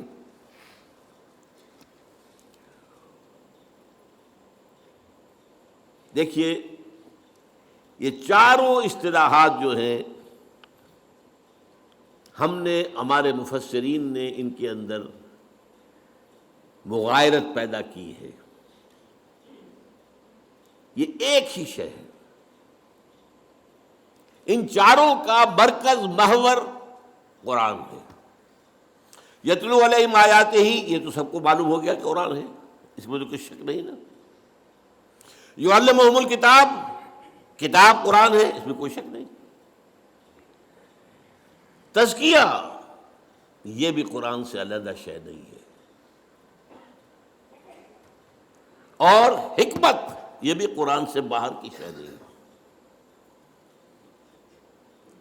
ذالک مما اوحی الیک ربک من الحکمہ، اے نبی یہ ہے وہ چیزیں جو آپ کے رب نے آپ پر نازل کی ہیں وحی کی حکمت میں سے. حکمت قرآن میں بھی ہے، کتاب قرآن میں بھی ہے. کتاب سے مراد میں بعد میں تفصیل سے بیان کروں گا، قانون ہے، لیکن حدیث نبی کے اندر بھی ہے. حکمت قرآن میں بھی ہے اور حدیث میں بھی ہے. اور تزکیے کے بارے میں جان لیجئے، ایکسکلوسیولی تزکیہ قرآن کا نام ہے. اب آئیے، یعنی یہاں ذرا حالی کا وہ شعر آپ یاد کر لیں کہ حضور کا اعلی انقلاب قرآن، لوگوں کو بدلنے کا ذریعہ قرآن، اتر کر ہرا سے سوئے قوم آیا اور ایک نسخہ کیمیا ساتھ آیا. پہلی چیز کیا ہے؟ تلاوت آیات، قرآن پڑھ پڑھ کر سناؤ، قرآن پڑھ پڑھ کر سناؤ، قرآن پڑھ پڑھ کر سناؤ. یہ یاد رکھیے، حضور نے کبھی کوئی لمبی تقریر نہیں کی، کبھی کوئی اپنا فلسفہ بیان نہیں کیا، کبھی کوئی آپ نے اپنا وعظ نہیں کہا. بہت کم، شاذ، جہاں گئے قرآن سنا ہے. کوئی باہر سے آیا ہے قرآن سنا ہے، کہیں خود گئے ہیں قرآن سنا ہے. دس از دی اسٹارٹنگ پوائنٹ. اور یہ کیوں ہے ایسا؟ دیکھیے، یہ قرآن مردان کار کی تلاش اور فراہمی کا ذریعہ ہے. یہ روح انسانی کے لیے مقناطیس ہے. سرسری طور پر بھی قرآن سنایا جائے، کوئی چیز اگر کسی شخص کی فطرت مسخ نہیں ہو گئی ہے، پرورٹڈ نہیں ہو گئی ہے، کسی بھی صحت اور سلامتی برقرار ہے، وہ کھینچے گی، اس کشش محسوس کرے گی. وجہ کیا ہے؟ دونوں کا سورس ایک ہے، یہ گرائی ہے. روح ہماری کہاں سے آئی؟ اللہ سے. کلام کہاں سے آیا؟ قرآن، اللہ سے. از کجا می آئی آواز دوست، یہ کس میرے دوست کی آواز کہاں سے آ رہی ہے؟ اور وہ روح کھینچی جاتی ہے. ہاں، مردہ جو ہو چکے، جن کی روح مر چکی، جن کے جسم مقبرے بن چکے ہیں، چلتے پھرتے مقبرے ہیں، اندر روح دفن ہو چکی ہے، ان پر اثر نہیں ہوگا. ابو جہل پہ نہیں ہوگا، ابو لہب پر نہیں ہوگا. جس کی روح، مجھے یہ ڈر ہے دل زندہ تو نہ مر جائے، کہ زندگانی عبارت ہے تیرے جینے سے. اگر یہ روح اندر زندہ ہے، یہ کھینچے گی. یعنی اب اس کے لیے لفظ استعمال، سلیم الفطرت لوگوں کو کھینچنے کا ذریعہ قرآن ہے. اس کے لیے میری تقریروں میں ہمیشہ سے ہے، آج پھر ایک مکمل بات ہو جائے. 5ویں جماعت میں پہلا سائنس کا تجربہ ہمیں کیا کرایا گیا کہ دیکھو یہ ہے مکسچر ہے ایک، اس میں لوہ چون بھی ہے، لوہے کا برادہ جو ہوتا ہے، جو لیتھ وغیرہ کے اوپر جب ہو رہا ہوتا ہے تو وہاں پر جو گر رہے ہوتے ہیں ذرات اور ٹکڑے، اور اس میں لکڑی کا برادہ ملا دیا گیا. علیحدہ کرو. اور کیسے کریں؟ ایک ایک ذرہ ہٹائے اس کا، پھر بتایا دیکھو ایسے کرو، میگنیٹ لے لو، مقناطیس، اس کو چلاؤ، اس میں لوہے کے ذرے اس میں چمٹ جائیں گے، برادہ رہ جائے گا. اس معنی میں قرآن کو ایک میگنیٹ کی حیثیت سے معاشرے میں پھرانا، گھمانا، بڑے سے بڑے پیمانے پر اس کا کم سے کم جو ابتدائی مفہوم ہے اس کو عام کر دینا. ایک ہے اس پر ریسرچ ہے، اس کے اندر گہرائیاں ہیں، اس کے لیے قوطہ زنی ہے، اس کے لیے بلندیوں میں جانا ہے، وہ نہیں ہے. ابھی تو یہی ہے. یہ قرآن اپنی سطح کے اوپر جو شے رکھتا ہے، اس کا جو ایسنس ہے وہ اس کی سطح پر ہے، سطح پر ہے. جس کی مثال میں دیا کرتا ہوں کہ جیسے اگر سمندر میں کوئی ٹینکر جو ہے، آئل ٹینکر، وہ ٹوٹ جائے تو جو اس میں سے تیل نکلے گا وہ کہاں جائے گا؟ سطح پر رہے گا، اندر نیچے تو نہیں جائے گا نا، وہ سرفیس پر رہے گا. تو قرآن کی وہ جو ہے روح کو کھینچ لینے والی شے جو ہے وہ اس کی سطح پر ہے۔ وَلَقَدْ يَسَّرْنَا الْقُرْآنَ لِلذِّكْرِ فَهَلْ مِن مُدَّكِرٍ، یاد آتا ہے کوئی از کجا می آئے دین آواز دوست، یہ قرآن سے کھنچتے ہیں۔ تو قرآن کو گھماؤ پھراؤ اس میگنیٹ کی طریقے سے زیادہ بڑے پیمانے پر، تاکہ سلیم الفطرت لوگ جو ہے وہ کھنچ کر چلے آئیں۔ اور آپ کو معلوم ہے قرآن مجید میں ذکر ہے جنات کی ایک جماعت نے ایک دفعہ قرآن سنا ہے اور ایسے پختہ مومن بن گئے، داعی بن گئے۔ قُلْ أُوحِیَ إِلَیَّ أَنَّهُ اسْتَمَعَ نَفَرٌ مِّنَ الْجِنِّ فَقَالُوا إِنَّا سَمِعْنَا قُرْآنًا عَجَبًا يَهْدِي إِلَى الرُّشْدِ فَآمَنَّا بِهِ۔ یہ قرآن اس کی یہ تاثیر ہے۔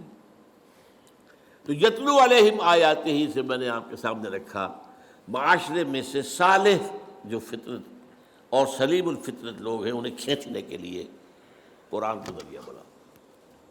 اب اگلا مرحلہ آیا ہے اور یہ ہے بہت اہم، تزکیہ جس کے بارے میں بدقسمتی سے ہمارے ہاں خانقاہی نظام آ گیا، افلاطونی نظام آ گیا، نیو پلیٹونک نظام آ گیا، ہندوؤں کے جو ہے سنیاس وغیرہ سے آ گئے، یہ آ گیا وہ آ گیا، یہاں تو موسیقی کا روایت تھا، ہمارے صوفیوں نے موسیقی اختیار کر لی، کاہے کے لیے؟ وہ اللہ کے بندو قرآن سے بڑی موسیقی کوئی نہیں تھی، دی ڈیوائن میوزک۔ تم نے اس موسیقی کے اندر لوگوں کو پاگل کیا ہے، دھمال کھیلتے ہیں اور انہیں حال آتا ہے کیا؟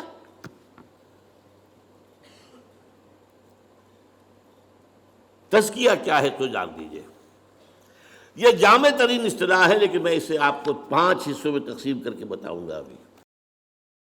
لیکن عمل کہتے کسے تزکیہ؟ یہ باغبان کا ایک عمل ہے۔ ایک باغبان ہے، اس نے باغ لگایا ہے، اس میں کچھ پھولوں کے پودے ہیں، کچھ پھلوں کے درخت ہیں۔ وہ داخل ہوتا ہے، دیکھتا ہے جہاں میں نے پھولوں کا پودا لگایا ہوا تھا وہاں گھاس وغیرہ کافی اگائی ہے، جھاڑ جکاڑ ہے۔ وہ کھرپا ہاتھ میں لیتا ہے، سب کو کھود کے باہر پھینکتا ہے۔ کیوں؟ کیونکہ یہ گھاس جو ہے یہ زمین کے اندر جو قوت نمو ہے اسے لے رہی ہے، پانی بھی کھینچ رہی ہے۔ یہ نہ ہو تو یہ ساری چیز جائے گی میرے پودے کے لیے، یہ پودے کی نشو و نما میں رکاوٹ ہو رہی ہے، تو جو رکاوٹ ہے اسے ہٹاؤ جائے۔ یہ ہے عمل تزکیہ، پاک کرنا۔ انسان کی ترقی میں جو اس کی اصل ترقی ہو اس میں رکاوٹ جو چیزیں ہیں ان کو ہٹانا تزکیہ۔ اب دیکھیے انسان ایک تو میں آپ جو ظاہر ہے نظر آ رہے ہیں، ہاتھ پاؤں ہیں، ہمارا ظاہری جسم ہے، ظاہری وجود ہے، ایک معنوی وجود ہے ہمارے اندر۔ اس معنوی وجود کے لیے کبھی لفظ خودی بھی استعمال ہو جاتا ہے، لیکن میں آج آپ کو 4 حصوں میں بتا رہا ہوں۔ سب سے پہلے ہمارا ایک فکر ہے، کچھ نظریات ہیں، کچھ خیالات ہیں، کچھ عقائد ہیں، کچھ فلسفے ہیں، کچھ بھی ہے۔ تطہیر فکر، اس فکر کو پاک کرنا، اس فکر میں جو غلط عنصر ہے اسے نکال کے باہر پھینک دینا۔ اگر یہ فکر کی غلطی موجود نہیں تو آگے نہیں، آپ کی ترقی نہیں ہوگی۔ پھر آپ کا نفس امارہ ہے، وہ آپ کی حیوانی جبلتوں کو بھڑکاتا ہے۔ تزکیہ نفس۔ پھر قلب ہے، اس پر غبار آ جاتا ہے، یہ آئینے کے مانند ہے۔ حضور نے فرمایا ہے ان هذه القلوب لتصدع كما يصدع الحديد اذا اصابه الماء، کہ دلوں کے آئینے پر بھی زنگ سا آ جاتا ہے، جیسے کہ لوہے پر زنگ آ جاتا ہے اگر اس پر پانی پڑتا رہے۔ پوچھا گیا فما جلاؤها یا رسول اللہ؟ فرمایا کثرت ذکر الموت و تلاوت القرآن۔ اس کو میں کہہ رہا ہوں تصفیہ قلب۔ یہ الفاظ یاد کیجئے، اللہ آپ کو توفیق دے آپ یہی خیالات آگے پھیلائیں، پھر اصطلاحات کے حوالے سے بات کریں گے تو سمجھنے لوگوں کی آئے گی۔ پھر روح ہے، روح میں ایک نور ہے، روح نورانی ہے۔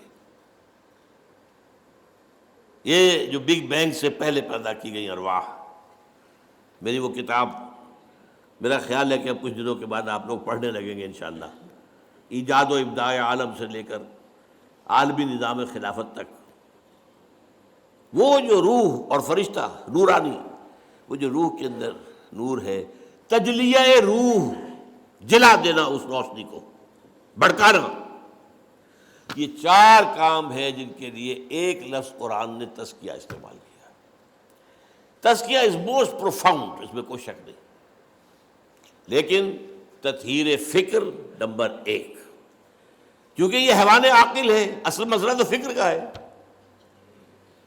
فکر غلط ہے ساری بات غلط ہو جائے گی۔ تطہیر فکر، تزکیہ نفس، تصفیہ قلب، تجلیہ روح، اور یہ کس سے ہوگا؟ صرف قرآن سے۔ نوٹ کر لیجیے اس سے۔ اور یہ حقیقت جس قدر اقبال نے بیان کی ہے، کسی نے بیان نہیں کی، کسی نے بیان نہیں کی، at least to my knowledge none, نہ کوئی عالم، نہ کوئی مفسر، نہ کوئی محدث، کوئی نہیں۔ گر تمی خواہی مسلمان زیستن، نیست ممکن جزب قرآن زیستن۔ یہ قرآن کیا ہے؟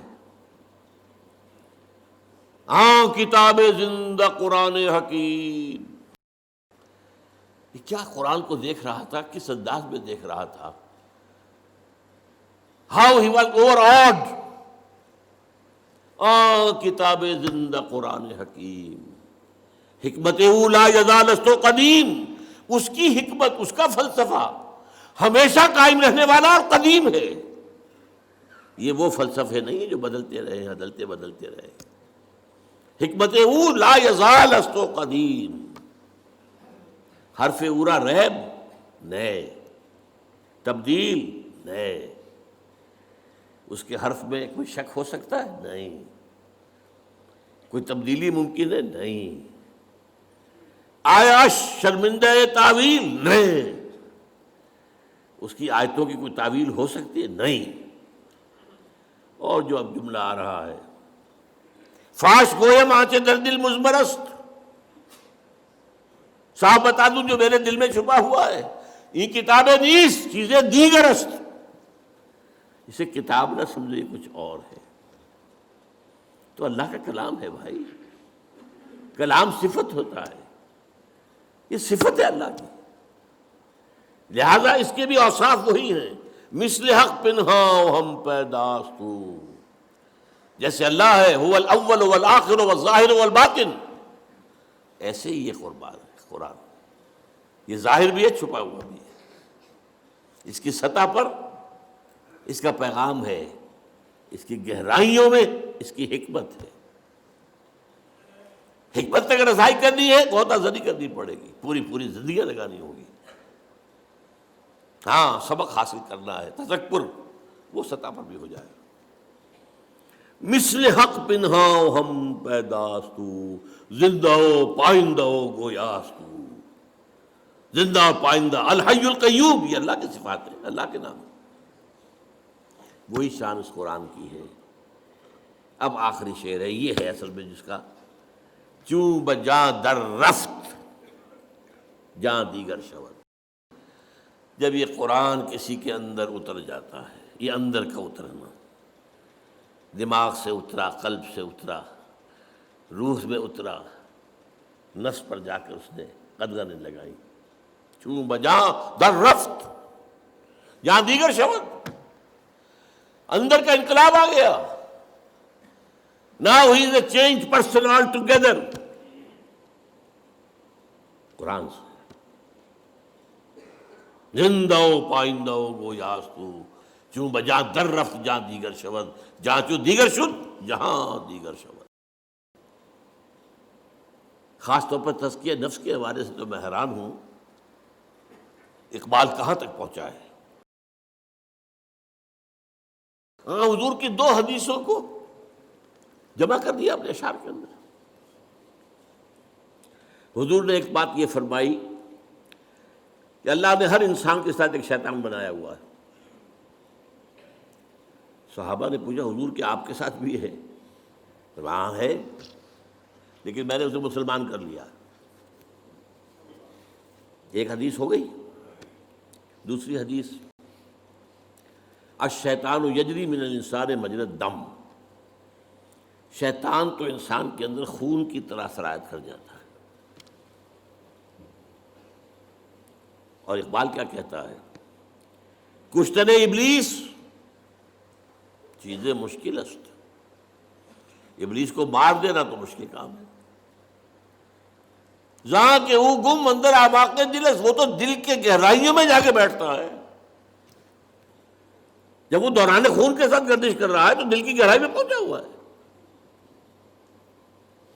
خوشترا باشد مسلمان اشکنی، ہاں بہتر یہ اسے مسلمان بنا لو، کشتہ شمشیر قرآن اشکنی، قرآن کی شمشیر سے اسے ختم کرو، یہ قرآن بھی تمہارے وجود میں سرایت کر جائے گا۔ چوں بجاں در رفت، وہی بات، جہاں دیگر شود، جہاں چو دیگر شد، جہاں دیگر شد۔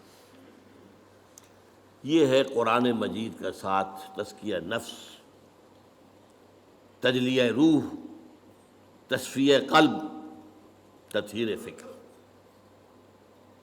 اب تیسری بات، یتلو علیہم آیاتہ ویزکیہم۔ دیکھیے ایک بات تھوڑی سی بس سمجھا دوں، بہت سے بزرگ جو ہے بیچارے لاکھ جو ہے ٹکرے مارتے رہتے ہیں، بیٹے نماز پڑھا کرو، بیٹے نماز پڑھا کرو، بیٹے نماز پڑھا کرو۔ اب وہ بیٹا جو ہے وہ کبھی سامنے پڑھ بھی لیا سعادت مندی کی، پھر کہاں پڑھے گا؟ سبب کیا ہے؟ اس میں خدا پر یقین نہیں ہے، تم نماز پڑھوانا چاہتے ہو۔ تم نے جہاں پڑھایا ہے اسے گلا تو گھونٹ دیا اہل مدرسہ نے تیرا، کہاں سے آئے صدا لا الہ الا اللہ؟ پہلے تطہیر فکر کرو گے تب نماز اندر سے ابھرے گی، پھر ضیاء الحق کے آرڈیننس کی طرح سے نافذ نہیں کرنی پڑے گی نماز۔ یہ ہے اصل میں تطہیر فکر، تزکیہ نفس۔ اس کا ایک نتیجہ نکلتا ہے، عجیب بات ہے، اندر سے شریعت کی طلب ابھرنے لگتی ہے، اندر سے خود بخود۔ قرآن مجید میں آپ دیکھتے ہیں یسألونک یسألونک یسألونک یسألونک، کیوں؟ یسألونک ماذا ينفقون، یسألونک عن المحیض، یسألونک عن الخمر والمیسر، یسألونک عن الشہر الحرام قتال فیہ، یسألونک یسألونک یسألونک، کیوں؟ جب اندر پاک ہو گیا ہے اب اس کی طلب جو ہے صادق ہے، اب اس کے اندر صحیح بات کی طلب خود پیدا ہو رہی ہے۔ اب نماز کا حکم دو گے اور پڑھے گا، نماز تو اس کے اندر سے آ گئی ہے، اگ گئی ہے، خود اگائی ہے، صرف شیپ دینی ہے آپ کو اس کو، تو اس کے وجود میں سے سرا اوپر سے ابھر آئی ہے۔ اسی لیے تیسرا مرحلہ کیا ہے؟ یعلمہم الکتاب۔ اب کتاب کو یہاں پورا قرآن نہ سمجھیے، کتاب قرآن کا وہ حصہ ہے جو احکام سے بحث کرتا ہے۔ چنانچہ قرآن مجید میں آپ نے دیکھا ہوگا جہاں بھی حکم آنا ہوتا ہے، کتب علیکم، کتب علیکم الصیام، کتب علیکم القصاص، کتب علیکم اذا حضر احدکم الموت ان ترک خیرا الوصیہ، کتب علیکم القتال، ان الصلاۃ کانت علی المؤمنین کتابا موقوتا، یہ کتاب، ولا تعزموا عقدۃ النکاح حتی یبلغ الکتاب اجلہ۔ اگر کسی کو طلاق دی ہے یا کوئی بیوہ ہو گئی ہے عورت تو عدت کے دوران کوئی رشتہ وشتے کی بات نہ کرو، نکاح جو ہے بعد میں ہی ہوگا جب کہ عدت پوری ہو جائے۔ کتاب سے مراد یا قانون، تو یہ ہے اصل میں لفظ جو کتاب یہاں آیا ہے۔ یہ میں نے کہا تھا یہ چاروں چیزیں قرآن ہیں۔ آیات قرآنیہ وہ تطہیر فکر کا ذریعہ بنتی ہے، تزکیہ نفس کا ذریعہ بنتی ہے جب وہ اندر گھستا ہے۔ اور اب جو طلب پیدا ہوئی ہمیں بتایا جائے، ہمیں بتایا جائے، ہمیں بتایا جائے، ظاہر بات ہے جب ان کی طلب کے اوپر بتایا جائے گا تب ان کے اوپر کوئی جبر کرنے کی تو ضرورت پیش نہیں آئے گی، وہ اندر سے ابھرے گا۔ شریعت خود بخود گویا کہ اب کھیتی تیار ہے، بیج ڈالو، جو کھیتی تیار نہیں ہے، اندر خبث بھرا ہوا ہے، جو آپ کی مٹی ہے وہی اس کے اندر ہی خرابی ہے، تو آپ کا بیج بھی ضائع جائے گا۔ حل آپ نے چرائے نہیں، بیج ڈالا ہے، کیا ہوگا؟ یہ کام یتلو علیہم آیاتہ ویزکیہم ویعلمہم الکتاب، یہی وجہ ہے آپ دیکھیے شروع میں احکام کیوں نہیں آئے؟ شروع میں وہ کام ہو رہا ہے، یتلو علیہم آیاتہ ویزکیہم، یہ دو کام مکے میں ہو رہے ہیں۔ یعلمہم الکتاب مدینے میں آ کر ہو رہا ہے۔ سورہ بقرہ سے شروع ہو رہی ہے شریعت، سورہ نساء، سورہ مائدہ، شریعت کی ہے۔ تو یعلمہم الکتاب، اور جو سب سے چوٹی کا معاملہ ہے والحکمہ،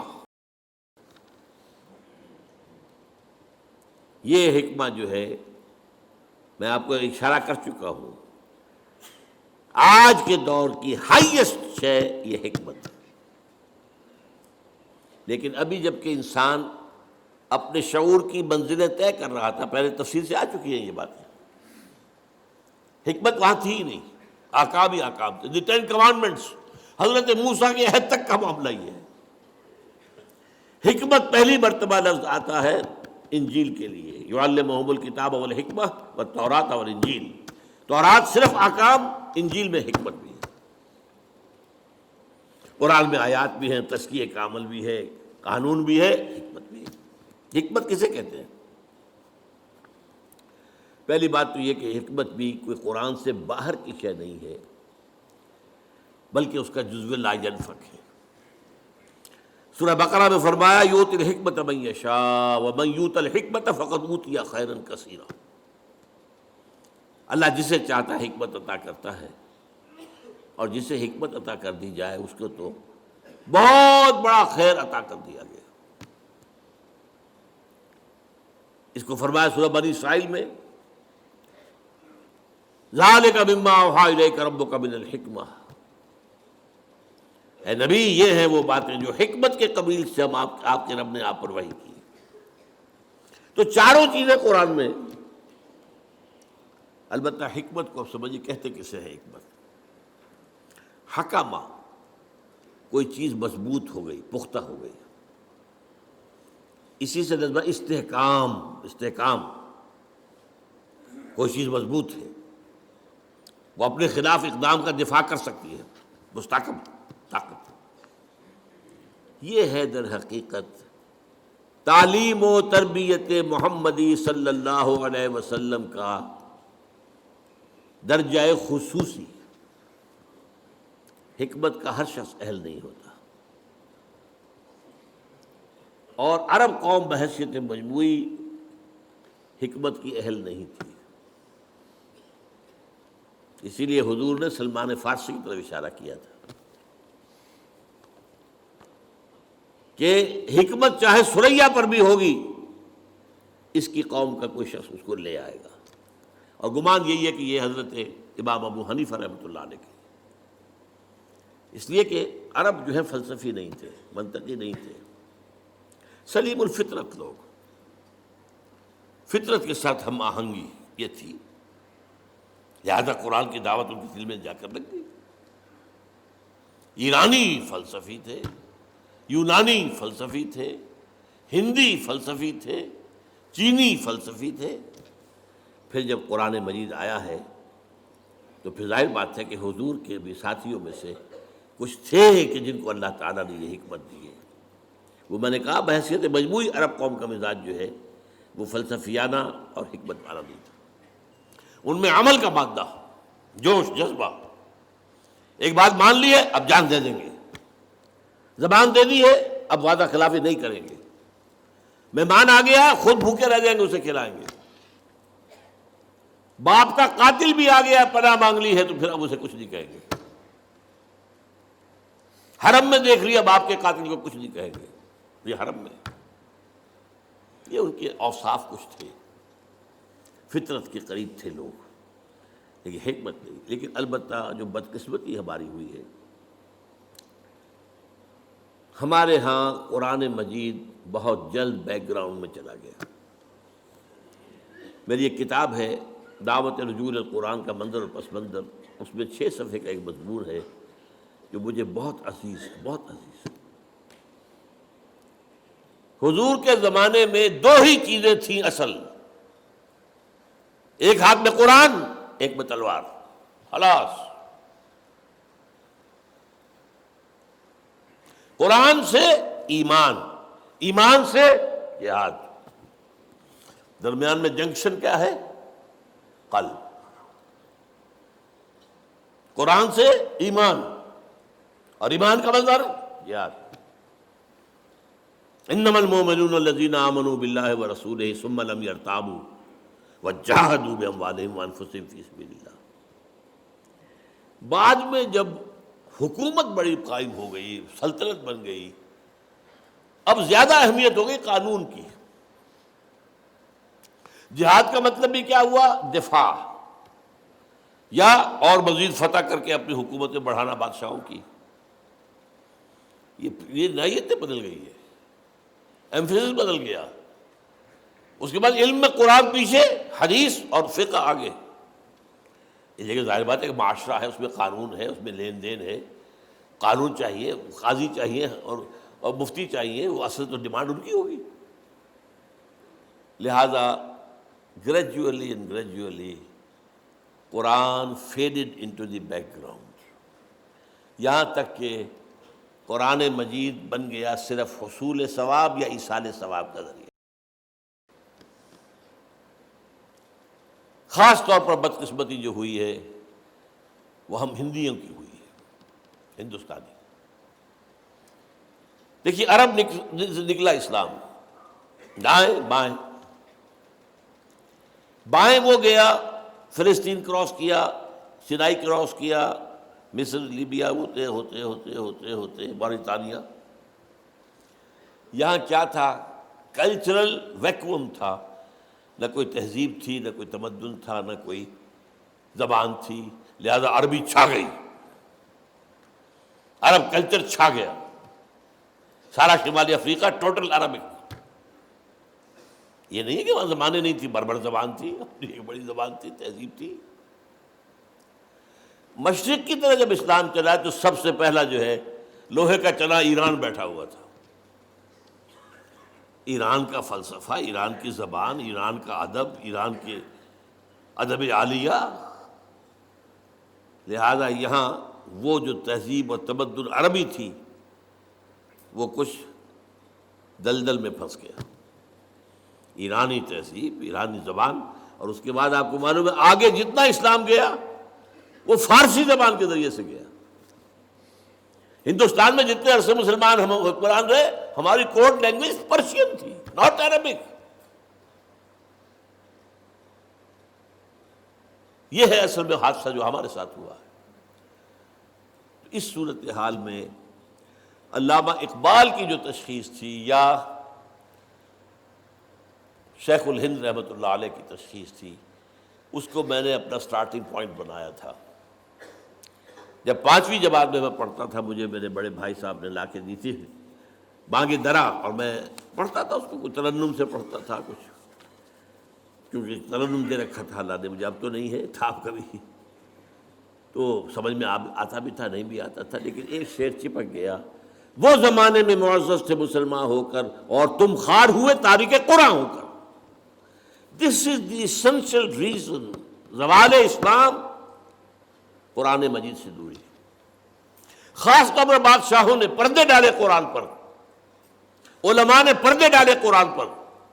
اب ہم اگر قرآن پڑھیں گے تو ہمیں جانچیں گے یہ کون لوگ ہیں، ان کا کردار تو وہ نہیں ہے جو قرآن پیش کر رہا ہے۔ لہذا بہتر ہے یہی بہتر الہیات میں الجھا رہے، یہ کتاب اللہ کی تعویلات میں الجھا رہے۔ اور فلسفہ، جب قرآن کا فلسفہ ختم ہوا، حکمت ختم ہوئی، تو فلسفہ یونان آ گیا، اس کے ڈنکے بجے۔ اب اس کے بعد ہر شخص پڑھا لکھا وہی ہے جو فلسفہ یونان کا جاننے والا ہے، خواہ وہ آئیڈیلزم ہے اور خواہ وہ ریئلزم ہے۔ یہ ہے اصل میں ہمارے ساتھ جو حادثہ ہوا۔ اقبال وہ شخص ہے کہ جس نے کہا کہ یہ سارا معاملہ اب اگر گر تمہیں خواہی مسلمان زیستن نیست ممکن جذبہ قرآن زیستن. پلٹو اس کی طرف. اور فارسی میں جو بات اس نے کہی، خار از مہجوری قرآن شدی، اے مسلمان امت تو جو ذلیل اور خار ہوئی ہے وہ قرآن کو ترک کرنے کے باعث. شکوہ سنجے گردش دوران شدی، خام خواہ شکوہ آسمان کا، گردش فلک یا دوسروں کا شکوہ. اے چو شبنم بر زمیں افتندئی در بغل داری کتابیں. یہ کتابیں زندہ ہی ہے، اسی کے لیے رجوع. یہ میں نے جو اپنے 50 برس بسر کیے ہیں علی وجہ البصیرت کیے ہیں، یوں نہیں کیا ہے.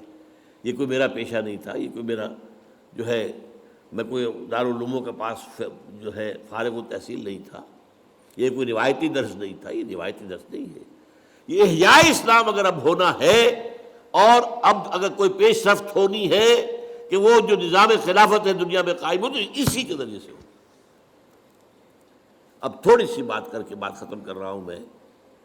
تربیت کے اندر تنظیم کا لفظ بھی آیا تھا، اس پر ابھی گفتگو نہیں ہوئی ہے. میں نے کہا تھا نا کہ انقلابی جماعت جب تک منظم نہ ہوگی اس کی تو فوج کی طرح کی تنظیم ہونی چاہیے. جیسے فوج میں ہوتا ہے کہ there is not to reason why, there is but to do and die. کوئی اگر سپاہی جو ہے پوچھے اپنے افسر سے کہ جناب پہلے مجھے بتائیے یہ حکم کیوں دے رہے ہیں آپ، واٹس دی وزڈم، کیا حکمت ہے اس میں، تو یہ فوج کہلائے گی، کیا کہلائے گا. یہ تمہیں ٹکرانا ہے حکومتوں سے، تمہیں انقلاب لانا ہے، اسٹیٹس کو ختم کرنا ہے. ظاہر بات ہے جو نظام ہے اسی کو پروٹیکشن دینے والے اوپر بیٹھے ہوئے ہیں. فوج بھی انہی کا حکم مانے گی، ایک حد تک تو مانے گی. ایک وقت میں آ کر البتہ ہو سکتا ہے وہ ہاتھ اٹھا دے کہ مزید ہم نہیں مار سکتے. کب تک ماریں گے؟ لیکن یہ کہ شروع میں تو مارے گی لازماً مارے گی. تو اگر تمہیں ان کا مقابلہ کرنا ہے تو یو ہیو ٹو بی، اسی طرح کا ڈسپلن ہونا چاہیے. آرمی ڈسپلن، ملٹری ڈسپلن اگر نہیں ہے تو آپ انقلابی عمل کی طرف آگے نہیں بڑھ سکتے. اور اس کا نام ہے قرآن مجید کی اصطلاح میں سمع و طاعت، لسن اینڈ اوبے. بالکل وہی انگریزی کا لفظ ہے، listen and obey. Charge of the light brigade ایک نظم مجھے بہت پسند ہے. کسی غالباً یہ جو خانہ جنگی تھی امریکہ کے اندر اس کے دوران کا واقعہ ہے کہ 600 سواروں کا ایک دستہ تھا، اسے حکم دیا گیا چارج دی لائٹ بریگیڈ. یہ لائٹ بریگیڈ جو ہے چارج کرے، حملہ کرے. اور انہیں معلوم تھا cannons to left of them, cannons to right of them, cannons in front of them. اس میدان کے داہنی طرف بھی توپیں لگی ہوئی تھی، بائیں طرف بھی توپیں لگی ہوئی تھی، سامنے بھی توپیں تھی. Volleyed and thundered. توپیں جو ہے وہ گولوں کے بوچھاڑ کر رہے ہیں، اور تھنڈرڈ جو گولوں کی توپوں کی آواز ہوتی ہے. تو خیال یہی ہوا کہ someone has blundered. کسی نے بڑی غلطی کی، بڑی غلطی کی، بڑی غلطی کی. But there's not to reason why, there's but to do and die. So into the valley of death rode the 600. 600 کے 600 ختم. آرمی اس کا نام ہے. اس نظم جماعت کے لیے قرآن مجید نے سمع و طاعت کی اصطلاح استعمال کی. البتہ اس میں تربیت کے 2 آتے ہیں مرحلے. پہلا مرحلہ کیا ہے؟ No formal organization whatsoever. You have come to believe in Muhammad sallallahu alaihi wasallam that he is the messenger of Allah. You have to obey him. That's all. ایمان کا تقاضا، یہ ایمان بالرسالت کے اوپر ہے کہ جو نظم قائم ہو رہا ہے. وہ تو معصوم ہے. ما ينطق عن الهوى ان هو الا وحی یوحی وما ارسلنا من رسول الا لیطاع باذن اللہ واطیعوا اللہ واطیعوا الرسول واطیعوا اللہ واطیعوا الرسول فإن تولیتم فإنما علی رسولنا البلاغ المبین. تو پہلی جو اطاعت ہے سمع و طاعت، وہ کسی فارمل بیعت وغیرہ کے ذکر نہیں ملتا ہے، بلکہ وہ صرف ایمان کا لازمی تقاضا حکم ماننا، سمپل. فطری لوگ تھے، اس کے بعد آگے انہیں کوئی اور دلیل کی ضرورت نہیں تھی. یہی وجہ ہے جو بہت ہی نازک مرحلہ آیا تھا غزوہ بدر سے پہلے. حضور نے جب ایک مجلس سے مشاورت منعقد کی ہے اور صاف کہہ دیا دیکھو مسلمانوں، ایک لشکر شمال سے آ رہا ہے، لشکر نہیں قافلہ، اور وہ مال غنیمت سے لدا پھدا ہوا، مال تجارت سے، اور اس کے ساتھ محافظ بھی تھوڑے سے 40-50 ہیں. ایک لشکر جنوب سے آ رہا ہے، کیل کانٹے سے لیس، اور اللہ کا وعدہ ہے کہ ان دو میں سے ایک ضرور تمہیں دے دے گا، تمہیں فتح دے دے گا.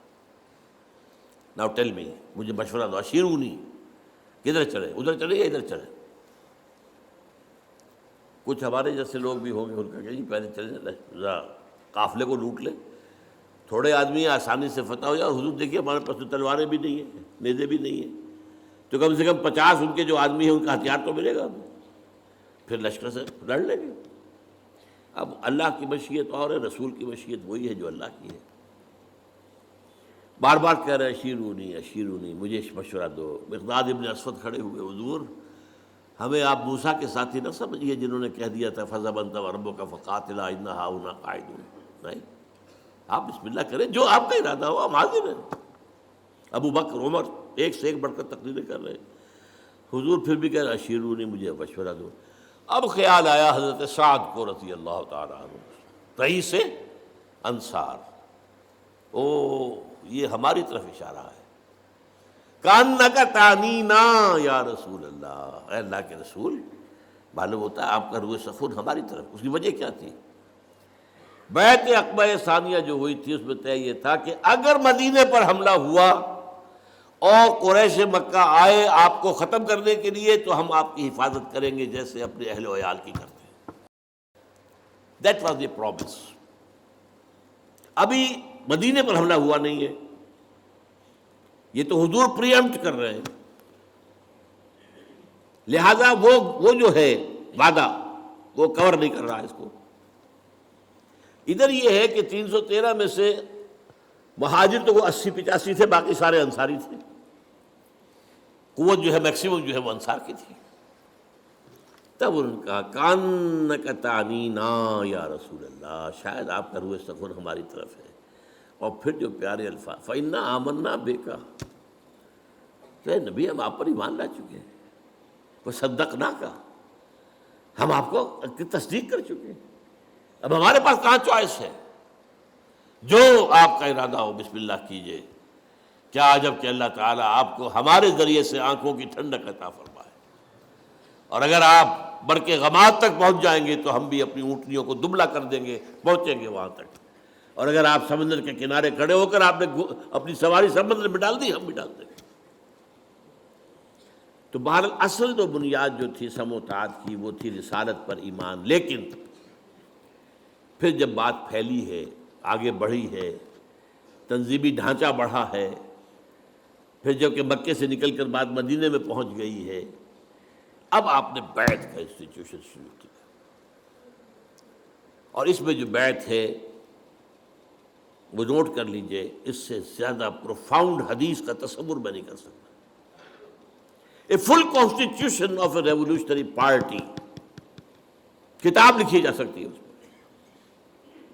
حضرت عبادہ ابن ثابت فرماتے ہیں رضی اللہ تعالی عنہما، اور یہ متفق علیہ روایت ہے بخاری اور مسلم دونوں کی، بایعنا رسول اللہ صلی اللہ علیہ وسلم علی السمع والطاعت فی العسر والیسر والمنشط والمکرہ وعلی اثرۃ علینا وعلی لا ننازل امر اہلہ وعلی نقول بالحق اینما کنا لا نخاف فی اللہ لومۃ لائم. 10 آئٹم ہم نے بیعت کی تھی اللہ کے رسول سے، آپ کا ہر حکم سنیں گے اور مانیں گے، چاہے مشکل ہو چاہے آسان، چاہے ہماری طبیعتیں آمادہ ہو چاہے ہمیں اپنی طبیعتوں پر جبر کرنا پڑے. اگر آپ کی رائے بھی وہی ہے جو حضور کا حکم ہے تو آپ کا کشادہ ہوگا سینہ. اور اگر آپ کے خیال میں رائے کوئی بہتر کوئی اور تھی تو پھر یہ کہ آپ کو اپنی طبیعت پر جبر کرنا ہوگا، ماننا پڑے گا۔ چاہے آپ دوسروں کو ہم پر ترجیح دے دیں، ہم یہ نہیں کہیں گے کہ ہم آپ کے پرانے خادم یا آپ نے نیو کمر کو ہمارے اوپر امیر کیسے بنا دیا، اور جسے آپ امیر بنائیں گے ان سے بھی جھگڑیں گے نہیں، ان کی بھی اطاعت کریں گے۔ ہاں جہاں بھی ہوں گے ہم حق بات کہیں گے، ضرور مشورہ اپنا ضرور دیں گے، اور ہم کسی بھی ملامت کرنے والے کی ملامت کے خوف سے اپنی زبان بند نہیں رکھیں گے۔ This is the most profound constitution of حزب اللہ۔ اتنی لمبی حدیث، اور ہمارا افلاس، ہماری بدنصیبی، ہماری بدبختی کسی مذہبی جماعت کا بھی دستور یہ نہیں ہے۔ کس قدر ناقدری ہے، چھوٹی چھوٹی حدیثوں کے اوپر کفر کے فتوے دے رہے ہیں۔ یہ رفع یدین نہیں کیا، یہ غور ہو تم ہو غور ہو، یہ کیا تم نے آمین بالجہر کہہ دیا، تم دفع ہو جاؤ، ہماری مسجد سے نکل جاؤ، چیزوں۔ اور یہ حدیث عبادہ ابن ثابت کی، متفق علیہ، اتنی مفصل۔ یہ ہے اصل میں وہ نظم، اور اس میں جو اصل کام ہوا ہے وہ میرا اگلے لیکچر کے اندر اس کی وضاحت ہوگی۔ اس ڈسپلن کی مشق کیسے ہوئی، میں صرف اشارہ کر رہا ہوں اس وقت۔ 12 برس تک مکے میں حکم یہ تھا کہ مسلمانوں، چاہے تمہارے ٹکڑے اڑا دیے جائیں، تمہیں زندہ جلا دیا جائے، تم ہاتھ نہیں اٹھاؤ گے، کوئی جوابی کارروائی نہیں، no raising of hands even in self defence. یہ تصادم جو میرے اگلی تقریر کا جو عنوان ہے اس کا اہم موضوع یہ ہے۔ اس پر عمل کرنا سوچ لیجئے کہ یہ اس سے بڑی ٹریننگ جو ہے سب و طاعت کی ممکن نہیں۔ اب بلایا جا رہا ہے خباب الارض کو، آؤ، آ گئے، ان کی نگاہوں کے سامنے دیکھتے انگارے بچھا دیے گئے، اتارو کرتا، اتار دیا، لیٹ جاؤ، لیٹ گئے، پیٹھ کی کھال جلی، چربی پگھلی، انگارے ٹھنڈے ہوئے۔ آپ اندازہ کیجئے جو شخص یہ دیکھ رہا ہو کہ مجھے روسٹ کرنے کی تیاری ہو رہی ہے، اس کو اگر رکاوٹ نہ ہو تو وہ 2-4 کو مار کے مرے گا۔ بلی کو بھی آپ گھیر لیں، کہیں کارنر کر لیں، وہ آپ کے اوپر آئے گی، آپ کی آنکھوں پر آئے گی، کیا شے ہے وہ، لیکن اجازت نہیں۔ اس حکم پر عمل کرنے کا میرے نزدیک اس سے بڑا ڈسپلن کے لیے ایکسرسائز کوئی نہیں ہو سکتی، ناممکن۔ پریڈ کرانے کی ضرورت نہیں ہے، یہاں حکم ہے اللہ کے رسول کا، ہاتھ نہیں اٹھانا، بس۔ یہ سم و طاعت کا، اور یہ اس کی لیے ایکسرسائز تھی، جس سے پھر وہ نظم جماعت قائم ہوا ہے، جو حکم ہے سر آنکھوں پر، اور اس سے پھر وہ نظام آگے بڑھا ہے۔ وہ جو اب تصادم کے مراحل ہیں، وہ جو میں نے کہا تھا اقبال کا شعر، کہ سب سے پہلے تو با نشہ درویشی در ساز و دوادن زن، اب اس سے بڑی درویشی کیا ہوگی کہ مرنے کو بھی تیار ہے۔ جو پختہ شوی خود را بر سلطنت جب زن، تو اس کے حوالے سے پھر جو ہے اللہ تعالیٰ نے ساری منزلیں طے کرائیں، اور اللہ کا دین جاء الحق وزهق الباطل ان الباطل کان زہوقا۔ اقول قولی ھذا واستغفر اللہ لی ولکم ولسائر المسلمین والمسلمات۔